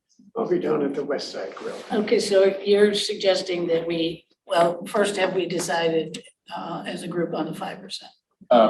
Actually, we haven't, and because I have another thing I'd like to throw in, it's just I wanted to go, if we're talking about a methodology, why don't we take an average of the CPIU or the estimated and the Headley limit.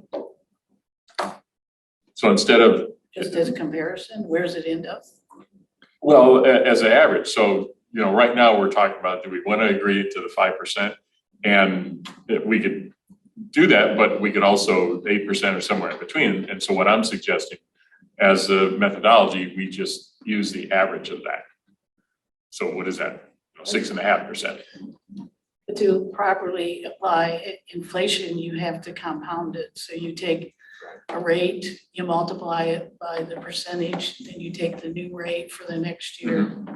So it's not really. Aggregated increment. Are you talking about just the years where it's over 5%? Yeah.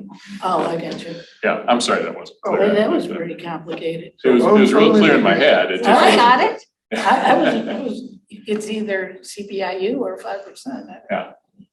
I'm just thinking about, you know, voters in the township. This is something that a majority of the voters in the township agreed upon as the maximum increment on changes on their property valuation barring a sale, years ago. Yeah, back in 95, you're talking about the Headley, yeah. And I think whenever I get a tax bill, you know, I say, oh, it's 5% this year. If it were higher, I might, you know, the cringe factor might be Yeah. a bit higher. And I think that using that methodology, adding in 2023 at 5%, will get us close to the end goals that we want for compensation. And we might overstate it otherwise. Yeah. Okay, so once y'all decide on 5% versus CPIU, then I would suggest a whereas statement. So whereas this commission has decided to use for these years, and for future commissions can make adjustments, something like that. Well, and we'd say we'd use 5% for an inflation factor, annual inflation factor for 2021, 2022, and 2023. So that's, And we'll include the 2023 in the compounding calculation against the bases that we've got already. Though we still need to do something with treasure. Well, except I like the idea for the history where we know the numbers. If the inflation rate is higher than 5%, that we use an average of the CPIU and 5% for those years. Which would result in something higher than 5%. We can try it, you know, and see what it does to the numbers. Well, I'm just throwing it out there as an idea. And aren't you excited about that? I have an idea. It's my first one of the year, and it's like I not can, necessarily a good one, but it is an idea. I can fully support that. Yeah.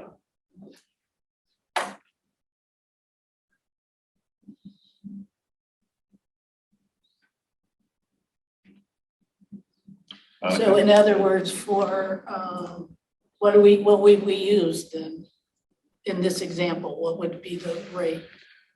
For 2022, where we've got 8.2 CPIU, That might be higher than you guys are comfortable. right, we would take 8.02 plus 5 divided by 2, which is what, 6.5%-ish.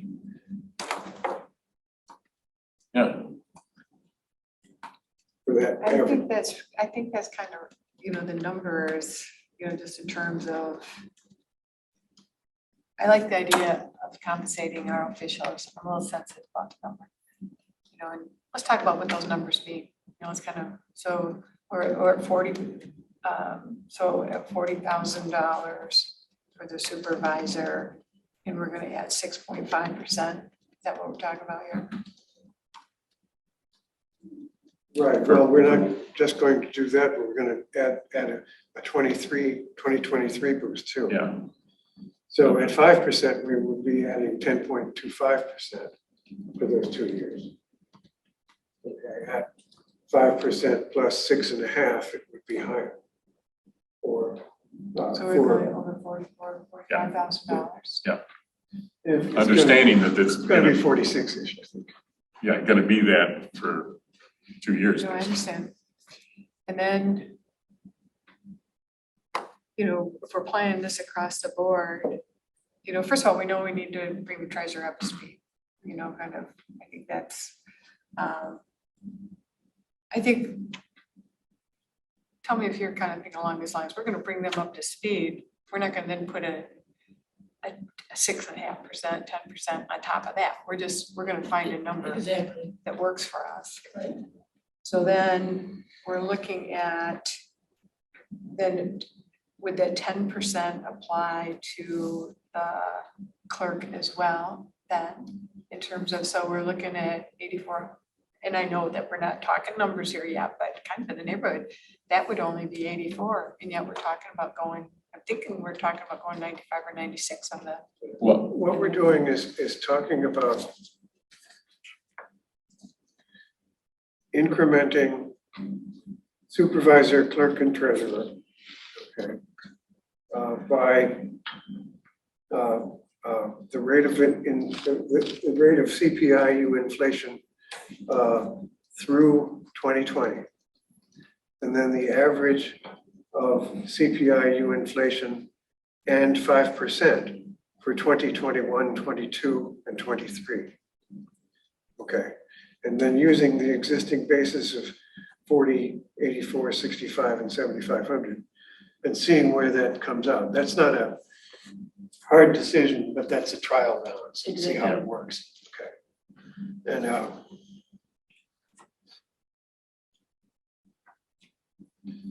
let's see, if I were working for Foster Swift, you'd be Oh, yeah. in deep trouble. You owe me money. I actually don't understand that, Everybody. but I don't need to. Okay. Talking about one of our old lawyers. I can, work that into this and do a couple comparables, Yeah, that'd be great. just keeping it at 5 and then incrementing the 5 to the average, Yeah, that'd be great. okay, across the You board. know, I understand with keeping it to 5. But also with the inflation so high, at 8.02% for 2022, the individual's cost of living has gone, yes, above the 5%. Yeah. Now, what happens if it drops below? Yeah, we're not dialing it down. We haven't eliminated a negative CPI. Yeah. That actually happened. Really? Oh, yeah, with the 2008. Oh, yeah. 2010 That's property right. values Property actually values dropped like rockets. I mean, it was crazy. It wasn't like rocks. It was like rocks. It was not like rocks. They dropped it. The county lost 35% in residential property evaluations. Yeah, there are worse counties. Mhm. Monica, going back to what you said, I actually didn't understand. It sounded like you thought we were proposing a 84, but I didn't, we're talking about the clerk. I didn't understand what the 84, Well, that would be 10%, $8,400. She's making 84,000, so 10% is 8,400. And I think we were actually, so I might not be thinking about it logistically, or in terms of the year by year. I was kind of looking at it as one number. and just looking at the last 2 years, being limited to 5%. I think we can look at a number of alternatives in terms of caps and inflation rates. They're getting us to where we think is reasonable. Okay, and if we can claim a methodology for that, okay, that's even better. I can claim that. Yeah, but wait, I still don't I was understand. kind of looking at it as one number for the period of time. Okay, So are we looking at, when we're looking at applying it across the different years, what's the total percentage number? What's the 1% number that we're looking at?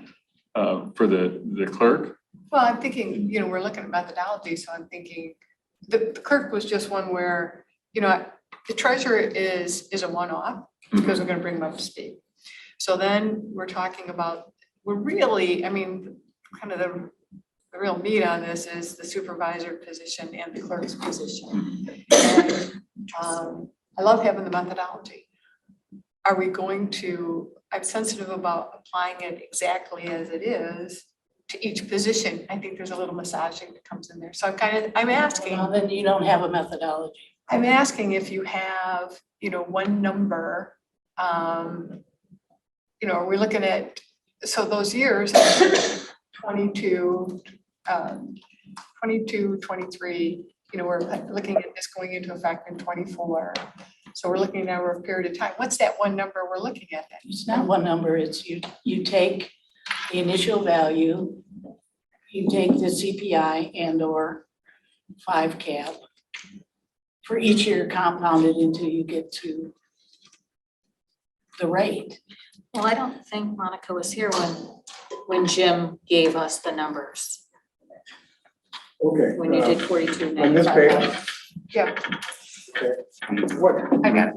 what I've done is taken the last date that they were given an incremental raise and applied CPI or 5% across that. And what we see in terms of rates for total increase, because 2022, the 2022 column is the compounded percent increase. Yeah, okay. Okay, for the supervisor, 5%, for the clerk, 13.6 or 7, 13.96 or almost 14 for the treasurer, and 5% for the trustees. Because that depends on how much inflation and what Sure. the cap is over that short period of time.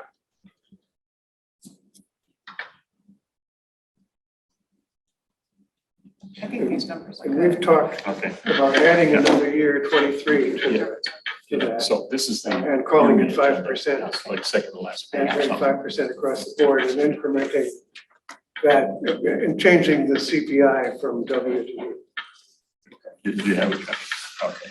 and seeing where we go. Right now. Exactly. Okay, and if we can ride that bus, fine.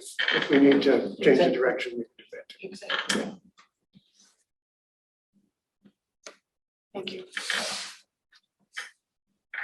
All right, so I kind of feel like we've made some significant headway both in the supervisor and clerk positions here.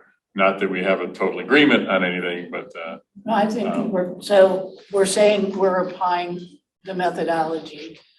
We've established market value. When did it get established? Then what are the inflation factors you add to it? So you can get a calculated number. Right. Yeah. And, it's how I spend my Sunday, right?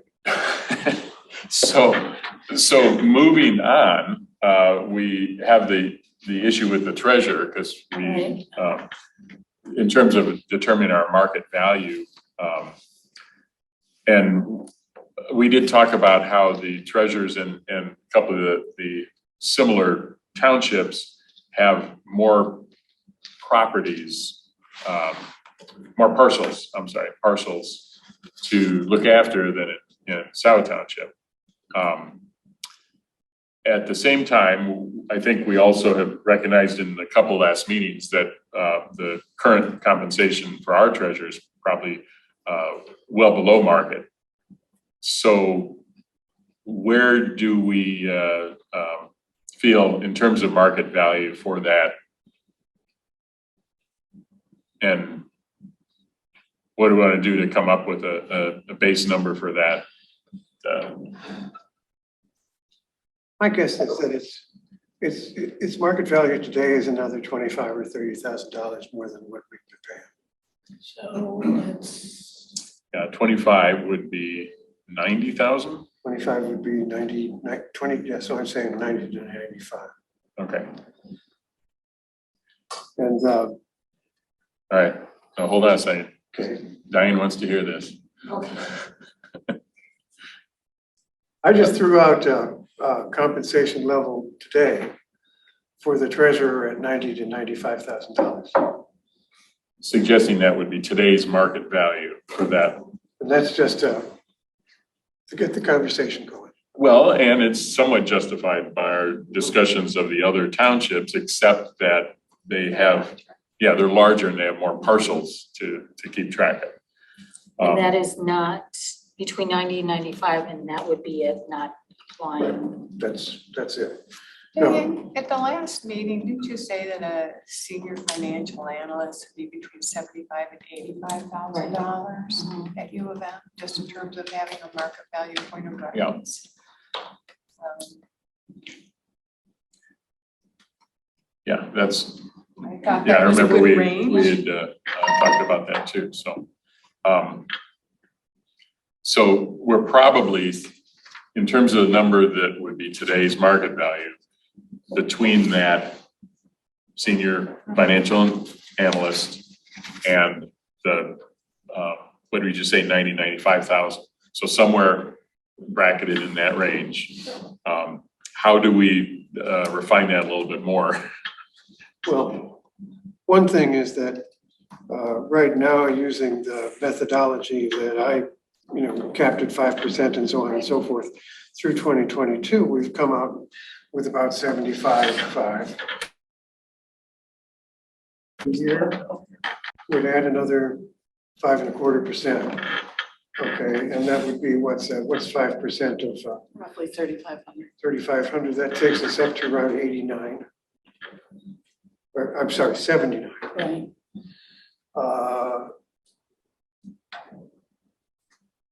So it's not getting us just where we think that ought to be. But, comparing a senior financial analyst is not apples to apples. It's not exactly. the Not same. exact, yeah. I don't think there are any apples. to No, apples in this the one. treasurer, there is a treasurer at the Find some university, oranges. but we can't afford Oh, that. exactly. The other thing the other numbers that we should pay some attention to are the number of parcels that the treasurer has to pay attention to. And out of 68,000 or 6,835, I got that. Oh, yeah, that's okay. 6,241 are residential, and they're all capped at 5%. They know, they see that tax What was that? evaluation come, What was the percentage? that's. I know you just said it's certain percentage of them, No, they're capped- 6,241. 5% increment.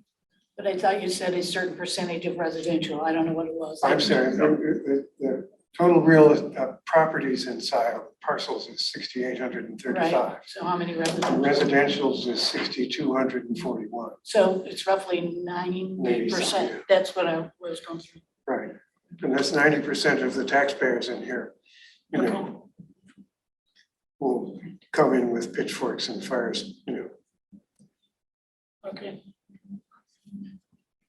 How, Jim, were you comparing that to the other townships or No. were you just, okay, all right. I would think other townships would probably have a higher ratio of commercial.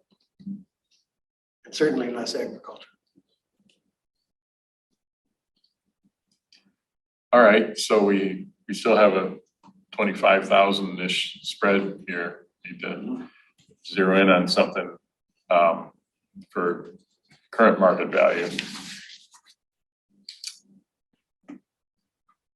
And we were looking, at Pittsfield and Ypsilanti Township at something in the middle 90s. Yeah, yes. And I would think that the level of difficulty is about the same in both of those places. They're both 6x6 townships. Right. It may be that it's a different combination of taxes collected, I think. If you're saying more commercial versus Perhaps. residential, but it's still, that is the work. It's taking the money in, investing it, and whatever else. Sending out, And the notice. 6,800 bills. Right. Yeah. Uh-huh. Hopefully we'll get those online. All right, so how do we zero in on? Jim, are you prepared to make a motion on the rate for treasurer? have tossed out 90 to 95. You want to Do we pick feel? one number? If we feel that that's a consensus range, then we can move in on it or take the average or whatever. I support that range. Okay, All right, so I think we have an actual motion for a Well, no, he range wants to or a- drill down between, Okay. in that range, All right. right?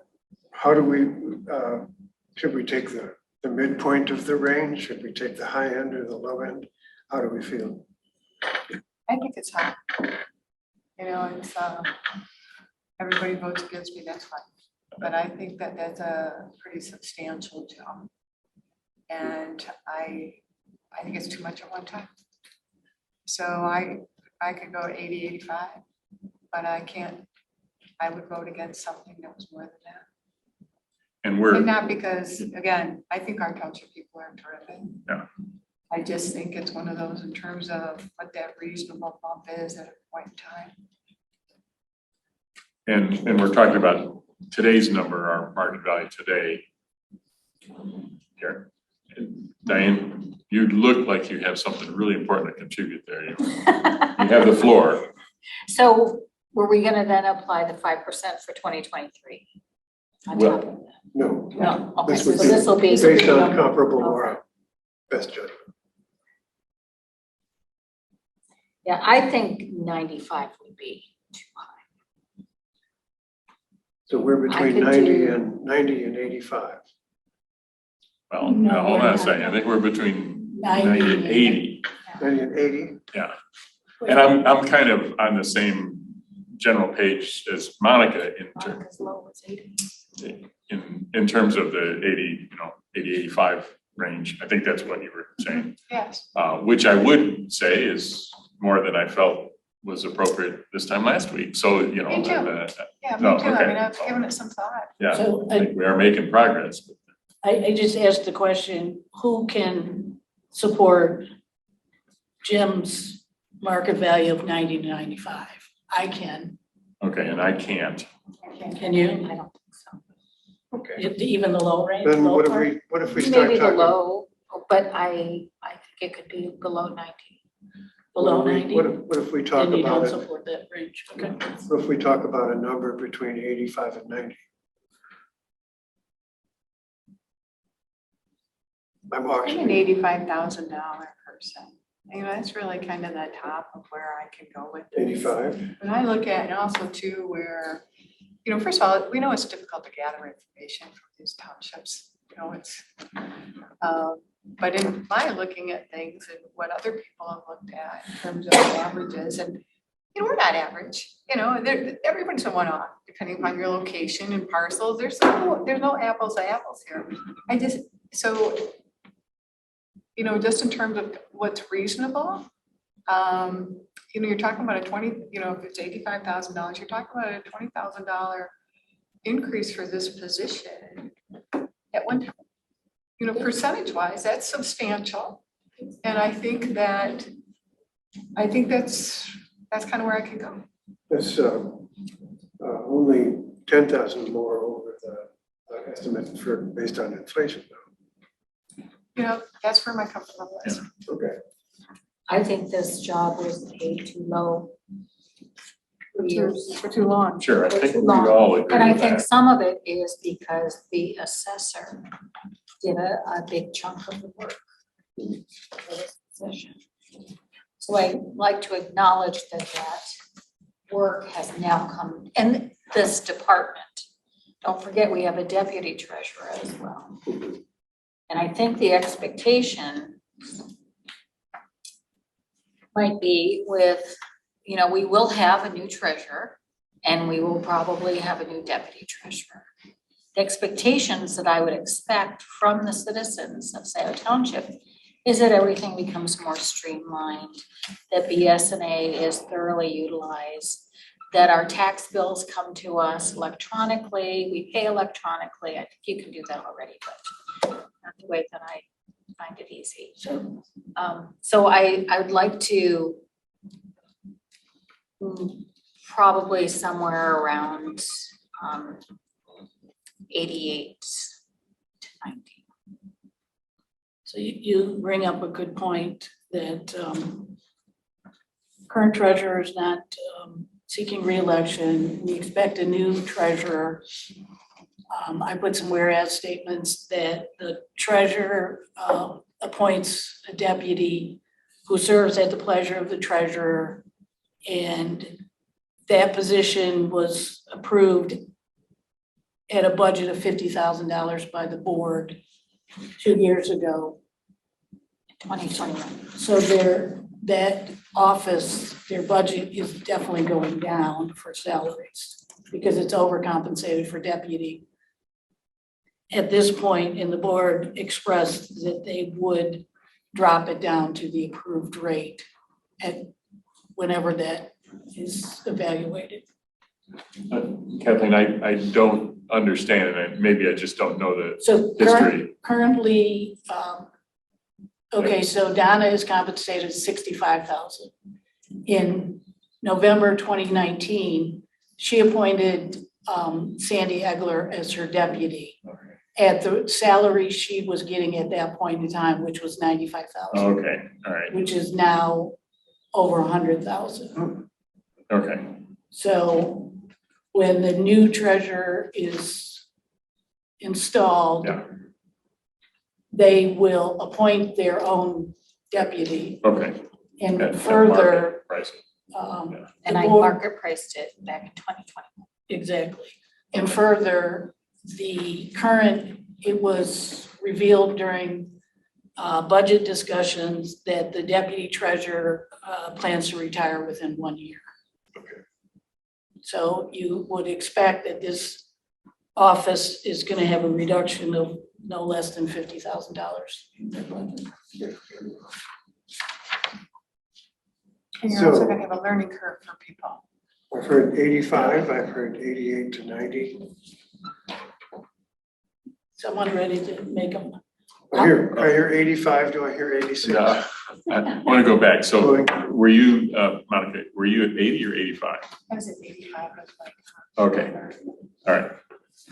I'd like to make a motion that we approve a salary for the treasurer at $90,000 per year.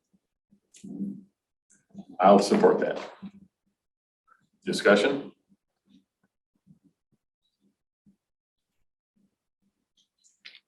All right, hearing none, I guess we're gonna go ahead and vote.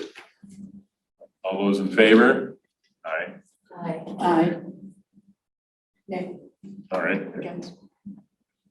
all right, so we, that 4-1.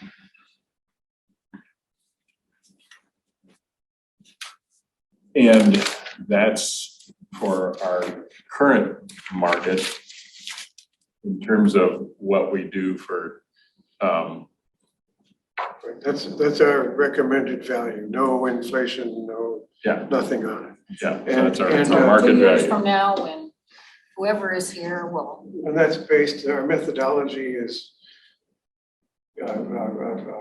comparable payments and our understanding of the responsibilities. Okay, and a new treasurer will be carrying additional responsibilities because staff will be retiring as well. although the treasurer has to appoint. Must appoint. Must Right, appoint. must appoint, but still that. Be a individual still changeover, I gets some think you're training. saying, right? Yeah, So it's not actually a reduction in staff, just a change in. right. Oh, One down, 3 to go.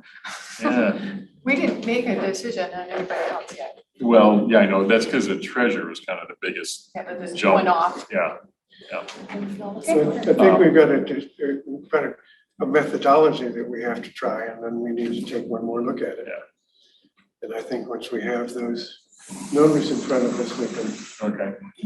All right, so while we're still here today,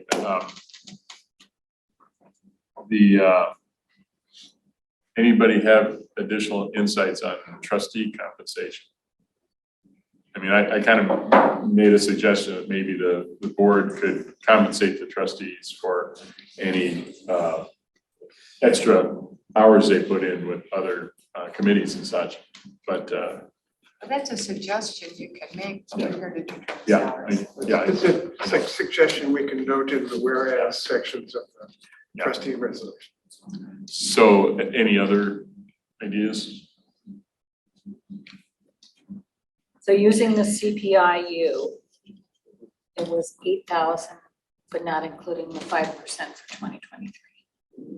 I think it gets closer to 8,000 with the CPIU and the 5%.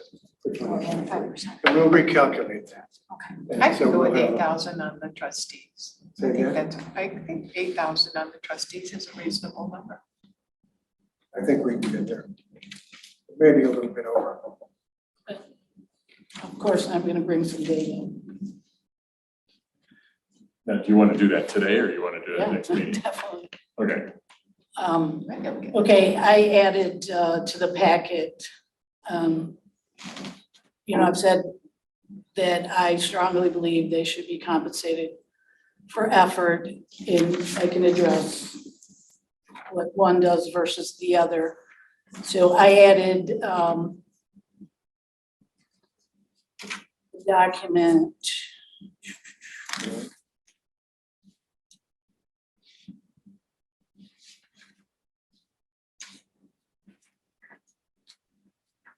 General discussion. Where's my document?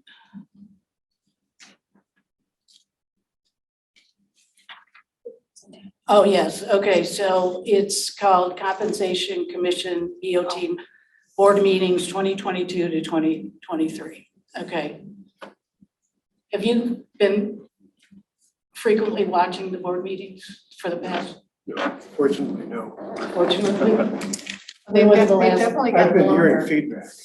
Okay, definitely gotten longer. now wait, the Tuesday's board meeting was like yeah, hour that and was, a half or something. that was a unicorn. Yeah, but That was like the old days.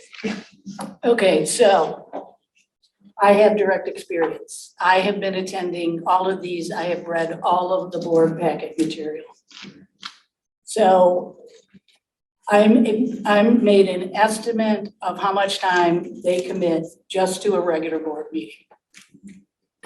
They start at 7, at about 11 o'clock, one of the trustees is antsy and says, we have a rule that we stop at 11. So sometimes they do, sometimes they don't. If they decide to stop in that range, they still have things they have to finish, including public comment. So on average, they go from 7 PM to 11:30 PM for every regular board meeting. Tuesday was a unicorn. For special meetings, I'm averaging that to 2 hours. Okay? I have counted the number of meetings.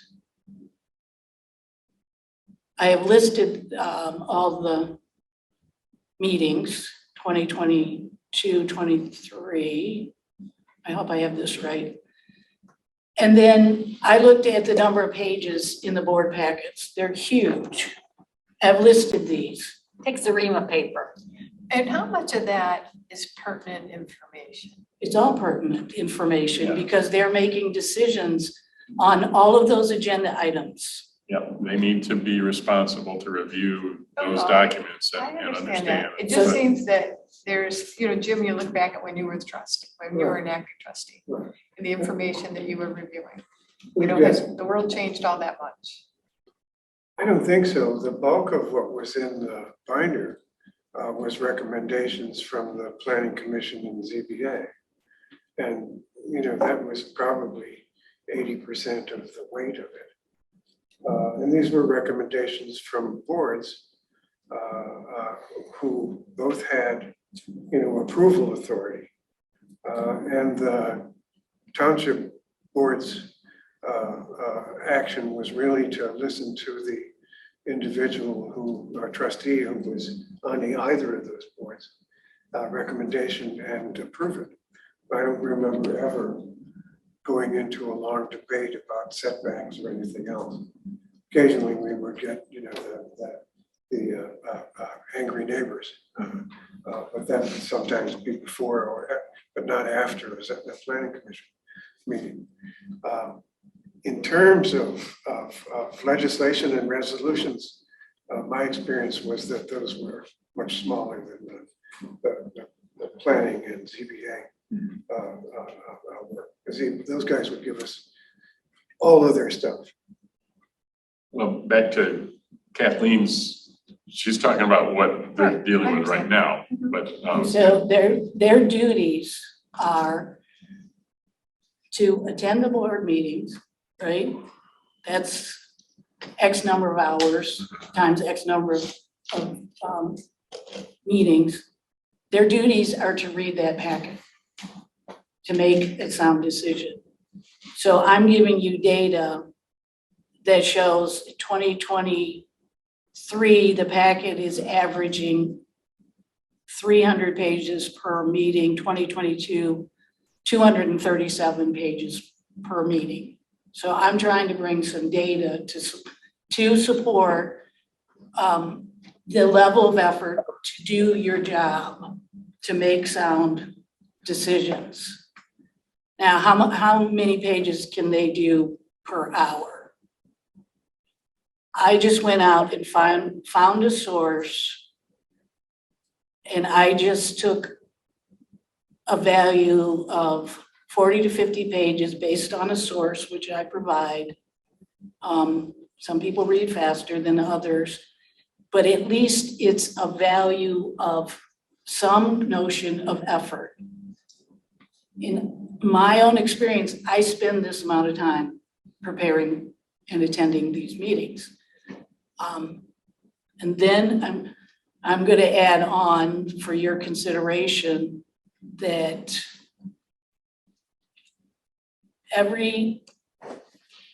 almost every trustee has the minimum of one commission or committee appointment, and that is a certain amount of time. The one trustee who does not have a committee assignment, he volunteers his own time for assignments to figure out TIF calculation for brownfields. He volunteers his own staff in his company to pre-evaluate HR and IT candidates. He just volunteered to do, assist with some graphics for fire millage communication, and he does that regularly.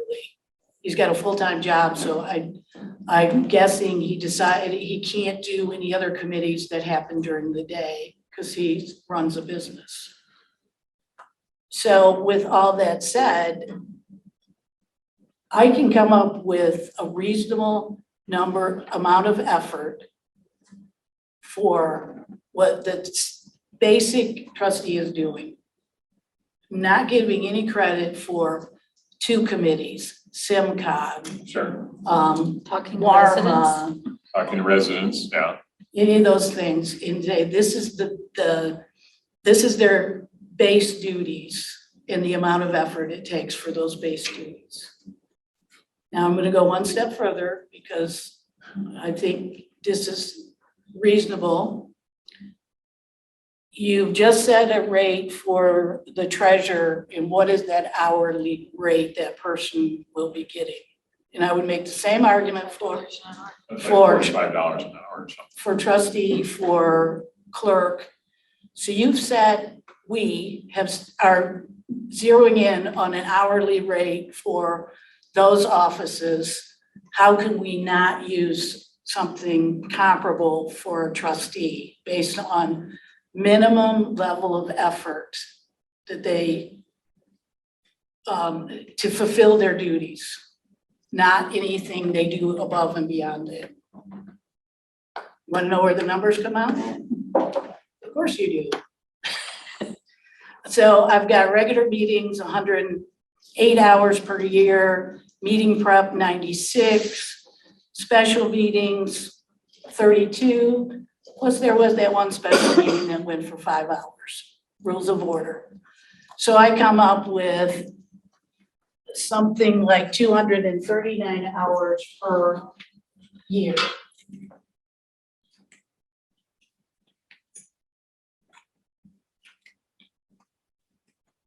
That's base.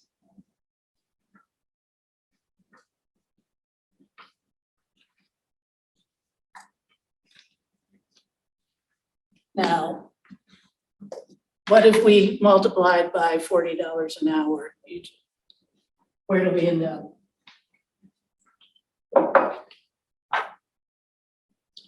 What was the number, 249? Yeah, Okay, just base. that's $9,960. 9,000, Yeah, $10,000. 10,000. So it's 108.96 and 32. You rounded up to 10,000? Jim, we had 239 hours times $40 an hour. Right. Yeah, so I got about 10,000. All right. You have more, or is that, that you're? No, I want to be data driven. I want to be fair across positions.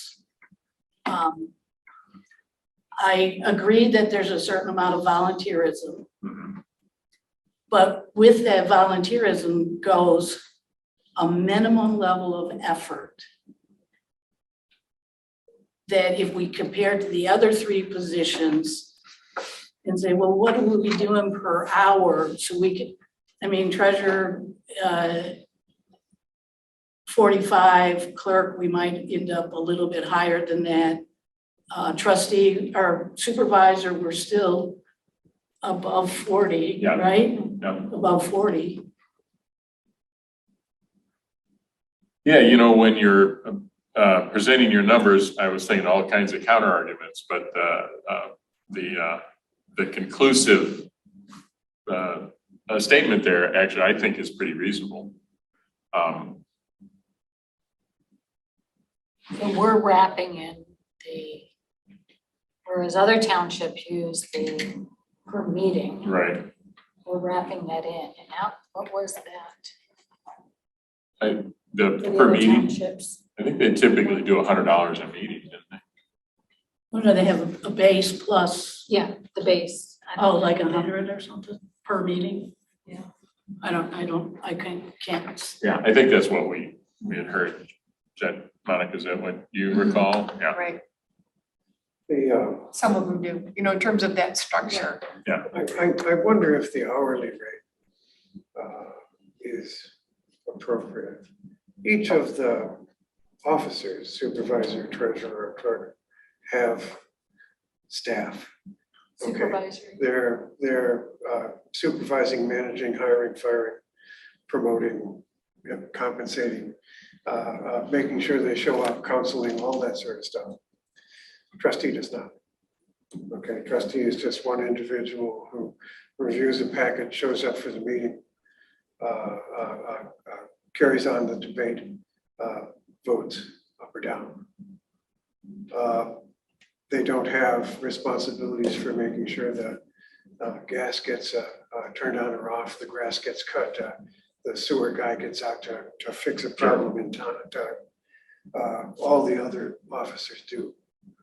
So we're talking about it, I think, while there's certainly a number of meetings and hours, the hourly rate that we want to look at should not be the same as someone who's managing an enterprise. But it's not. If I took the 40, we just said that treasurer's at 45, the clerk is higher than that, the supervisor is higher than 40. So it is less.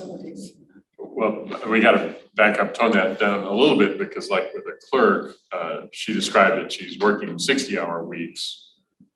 And the $45 an hour is based on 2,000 hour a year, I think, which is a Exactly. 40-hour week.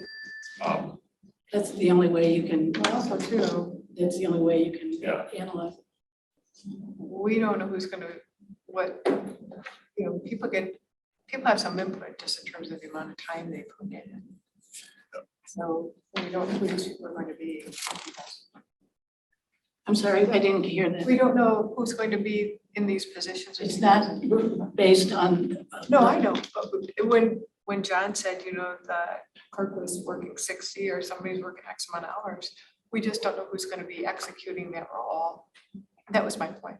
But we're doing the position, not the individual. Yeah, she's kind of supporting what you're saying. That's my Oh, I point. see. The question is, We're in agreement. my question is not, you know, the amount of work that the trustee is committed to, but the rate that we're compensating them for. We have other people who make $44 an hour, let's say, who manage, 6,800 tax parcels every year, make sure that bills go out and get paid and so forth. We have another who, you know, manages, 8 precincts of elections a couple times every year with a plethora of individual temporary election workers, manages the general ledger, make sure things get paid and stamped and records were done. Supervisor who has some legal responsibilities, the trustee. Okay, but I said this is the base level of effort. And we know that. And we've already, I think, discussed that the board can compensate individuals if they're assigned specific duties. Now, trustees may read the packet when it's delivered and show up for the meetings and participate. That's all that's required. They don't necessarily have to go out into the neighborhood and knock on doors and campaign for an issue. Yeah, those Some numbers do. aren't in here. Yeah. Right. So I'm gonna take it back to public comment. Pam Boyd suggested that the reason it's hard to compare Scio trustees to Pittsfield is that Pittsfield has staffing that presents to trustees, consolidates the data, assists them in decision-making. And that Scio doesn't have that. And so that puts a higher burden on the trustees. So I'm just trying to come with, well, there is a base level of effort. You can use this for this cycle. This commission can always change the analysis if the township hires additional staff and it takes the burden off the trustees. I think it's the board of trustees and, you know, then the council to decide that they want to add more staff. Exactly, but they have chosen not to.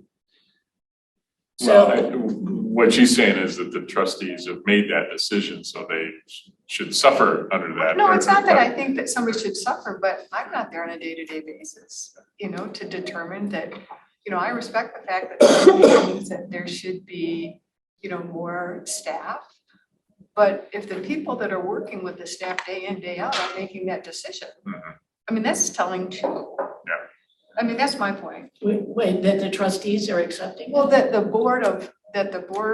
our board isn't making a decision to create new positions at this time, or maybe they're evaluating or what have you, but we're not in a position to tell them you need to hire more people. I'm not suggesting that at all. I'm just advocating for looking at the level of effort and compensate fairly. They've created new positions. It's just that they can't find anybody to fill the positions. Well, Or they not necessarily. haven't tried hard enough, but Can I do big picture here?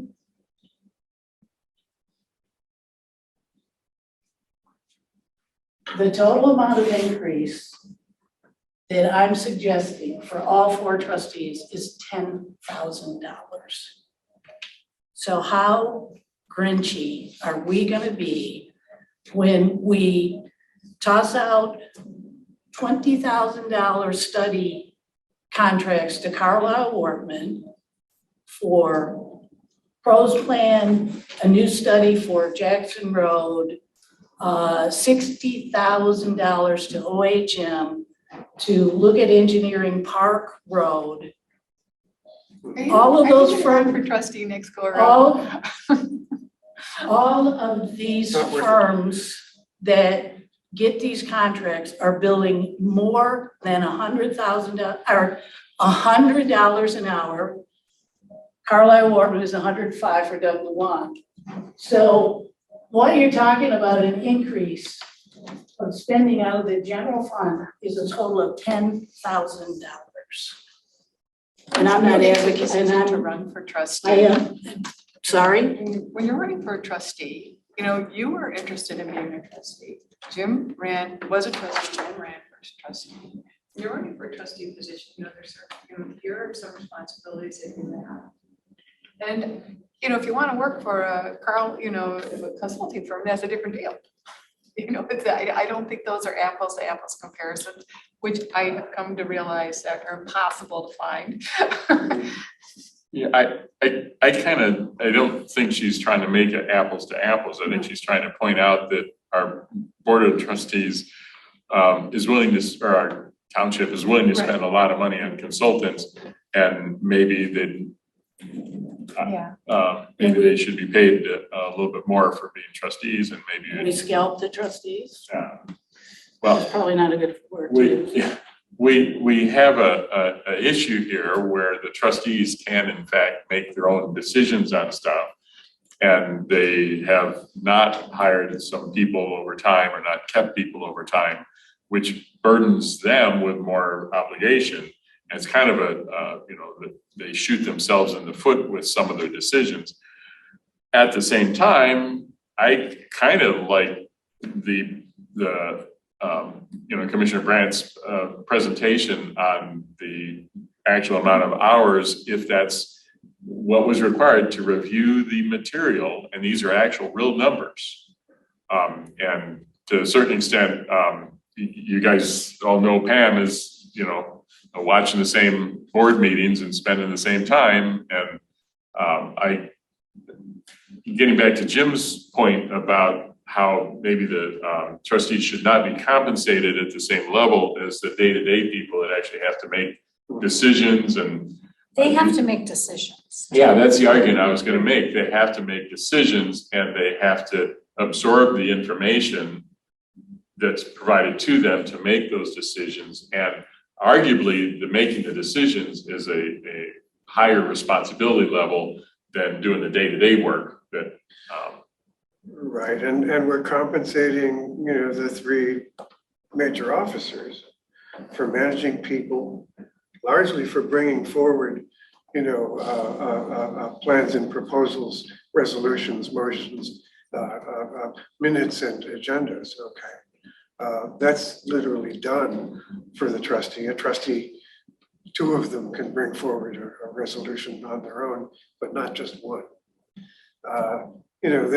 What they can do in a particular meeting is limited. And if a trustee is overworked, it's because they choose to overwork, okay? If they spend more than, a couple hundred hours a year doing this, it's because they choose to do them. And they have their own purposes in doing that. Okay. All right, do you want to respond to I that? just have a question. Where did you get this information that it takes two trustees to present a resolution? I think it's in the state legislation establishing that describes a common law township. I do not believe that's correct. Okay, I we have don't, read We don't this. need to. yeah, we don't need to debate that. But Diane, but the point is, a trustee can bring resolutions, motions, the same as any officer. okay, Well, I know I interrupted you about, there is So I think that I was speaking to a special meeting, but go ahead. analysis that a trustee, even though that person may spend time reading the packet, they also have to think about it, analyze, and come up with what is going to be my vote on this particular thing. And sometimes there's other research that they do, maybe we're not going to count those hours, but it's not just reading a packet, but there's. I need to explain my numbers. So I took an average of 4 hours meeting prep. just for regular meetings, not for special meetings. And I said, well, how fast can people read 40 to 50? And I said the average was 299. I totally lowballed that. That if I took 300 and divided by 50, that's 6 hours. I completely lowballed that level of effort intentionally, conservatively estimated it.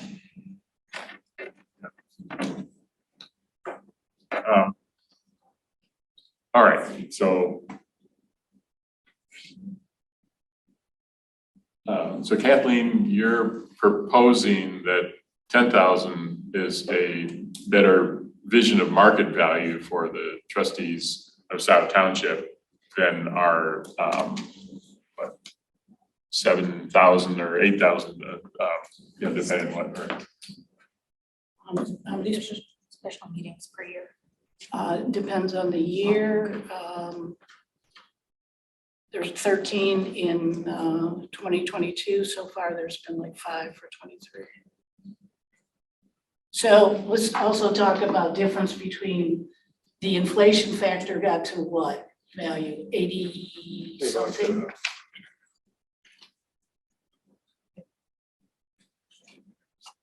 About 78, 75. So Yeah. I would think we would be at 8 something under the new scheme, But not including 2023. including 20. Including 2023. So the incremental value is not 10,000. It's 8,000. Incremental. Well, what do you mean incremental? But just based on the current compensation. You're saying that that's the annual compensation for one trustee, okay? Yeah. And when I saw The your incremental when I value, saw your 10,000, incremental value between what I'm suggesting and what you're suggesting. It's a you're different, talking about $10,000 per trustee, which is which, a but you're suggesting, $2,500 increase over what they're but paying you're now. suggesting 8,000. I mean, 8,000 is the base. 75 is the base. No, with your calculating, where do you get? 7875 is Jim, I think is the And I number. think you're- when we add in 2023, we'll be closer to, obviously closer to 8,000, Right.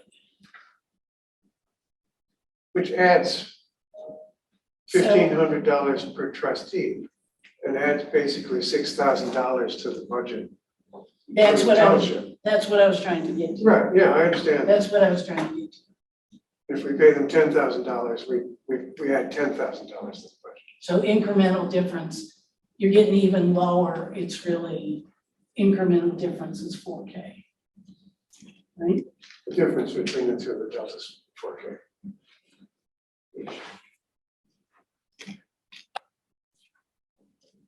That'd buy a couple of tires on a battery powered lawnmower, wouldn't it?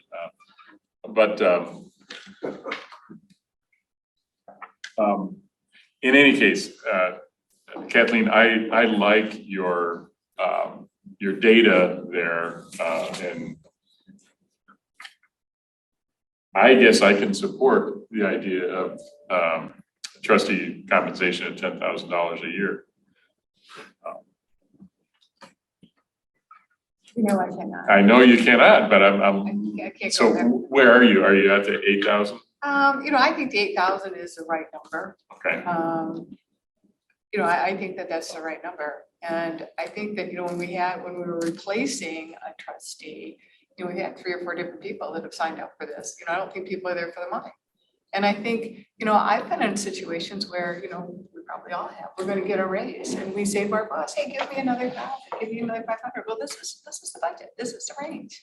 And I think one of the things that's different now is that every position is going to ongoingly, every 2 years, get a raise. That has not been the case ever. And so we're setting this place in terms of where that's going to start, and it's going to continue to grow. And so that's where I'm at with the trustee. So 8,000 would make you happy. Okay, very good. Okay. What would make you just a little bit happy with that? But 8,500 be, I suppose you could squeeze me to 8,500, All right, we're just but you asking a know, question. I can't go any more than that. Okay. 8,501, I'm gonna vote no. You're gonna be unhappy. Diane, where are you standing at the moment? I think 10,000. Based on the effort. So 10,000 would make you happy. Kathleen, you actually haven't said it, but I'd like you to say it. Is 10,000 the number that make you happy? I have just calculated base level of effort and I know for a fact they give more than that. So I would have no problem going higher than 10,000. I have no problem going to 12. But I have given a base level of effort calculation and I can support my base level of effort. In my heart, I think it should be more. But nobody's buying that, so. Okay, so I don't 10,000 know is if a number anybody's that does make sense for you. Okay. And Jim, where are you standing on things? I'm not absolutely sold on 10,000. I agree with the level of effort that you produced. I think that we could get to 10,000 or damn close to it, based on the conversations we've had about applying incremental percentages. And I'd just like to run those numbers before I say I feel really good about 10,000. I think, you know, the difference between where we come out when we do the math and $10,000 may just be a rounding error. Okay. So I may end up easily supporting it. So I'll act like I'm on the fence. Okay. I kind of think we've made a lot of headway today. Are we obligated, in your views, and to determine all the number? I mean, we kind of determined a treasurer number, but I think the rest of the numbers are still up in the air a little bit. We're time boxed to 45 days. Yeah. Yeah. Which ends up in the middle of the Yeah. line. Well, I think that in one more meeting with maybe a few more calculations, or one more version of a spreadsheet, I would be in a position to make decisions on all four. I would be more comfortable doing that than trying to do that today. But I'm going out to you to take temperature and how everybody else feels. Could we? Yeah, it's, what's everybody else's thought? Do you want to wait to have another meeting or? Jim's calculations. And I'm happy to spend my Sunday doing that. Not happy, but I'll do it. On Monday. Monday's taken, it's a class meeting, so you can't. Kathleen, are you okay? Yes. How do we feel about having a meeting next Friday? So can we suggest that we're ready for resolutions on the next meeting for final decisions? I think so. Do you want to postpone it to Monday the 10th? You know, if it's, So we if can't people do are on Mondays. vacation or something. I can't do. you can't do it Monday the 10th. What days are people available? I can make next Friday work, but I've got to change some things around. But I didn't know what other people's plans were, so. Friday would work well for me. Friday the 7th would work well for me, but We need to be done by the 14th. Yeah. I can do Friday the 7th. If we need another meeting, you know, I can jump into the 11th or the 14th. It might be the 14th if we needed another meeting, we do it on the 14th. I'm You good banking next on we week? don't need another Yeah. meeting. Diane, how about you? Yeah. Can we Have have, fun. Friday then? Yeah. Yeah, fine. can we have Sorry. model resolutions You gotta move stuff. at that time? And really, it's just filling in the blank. Right, could we have resolutions by next Friday? Probably, yeah. Draft Friday the- resolutions and Next we'll- Friday, the 7th. wordsmith those. Jim actually provided kind of fill in the blanks, but in terms of having, massaging, he's gonna have a little time there. We have this meeting, we make our decisions on the 7th. He'll be able to massage those, add the additional language to the resolutions. And so that would be, we can sign it we get it done by 14th. Long story short, Do we present this to the Board of Trustees? sign. Who wants to show up Time for on that? Friday? What time on That's Friday? why I want Time on Friday? Make it 2 o'clock, because I'm coming back from. 2 p.m.? Yeah, I think 2 p.m. Friday. Would you rather have it 3 p.m. than 2? I mean, It's fine, okay, so 2 p.m. Friday the 7th. thank you.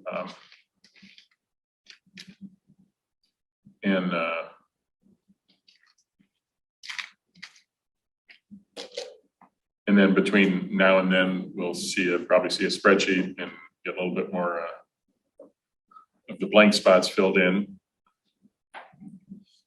And I would probably accept I gotta look at our agenda. Do we have anything else we need to cover here? No, but something else to think about for the following agenda is if next, and I don't know that, because we don't, I'm assuming, which is always, dangerous, that we will come to conclusion next week, that we will decide a time for when the next compensation commission meetings will begin. That's a good point. As you had said, Kathleen, if you have it earlier, then you kind of jumpstart it. I would also think that just, when we got together in 2021, we were, at the end of the year, and we're pushing up against the clock, the holidays. We got 4th of July holiday, vacations, schedules, what have you. I would, I was looking at it, if you started after Labor Day, if you've got kind of a clean slate there, but, I'm just throwing that out there as something to think about, because that decision will have to be made after we come to conclusion on these determinations. So you're just gonna put an agenda item for I'm not gonna put it scheduling? on the agenda because I'm not sure we're gonna get that signed. So it's not going to be on the agenda, but it is something that we will vote on at the time. I almost put it on this one. Well, we can decide. Yeah. We can decide, we could have decided today. We can So just- give us some thought, look at, kind of think about how this has worked out for everybody and next go around. Well, and we can have a resolution for each of the Position. officers and the trustees. We could also have a resolution that recognizes our methodology and recommends what to do in the future, or what we would like to do in the future. Well, you'll And have the board changing can work that landscape with piece. changing people. Yeah. Yeah. All right, with that in mind, do we have a motion to? I would like to adjourn.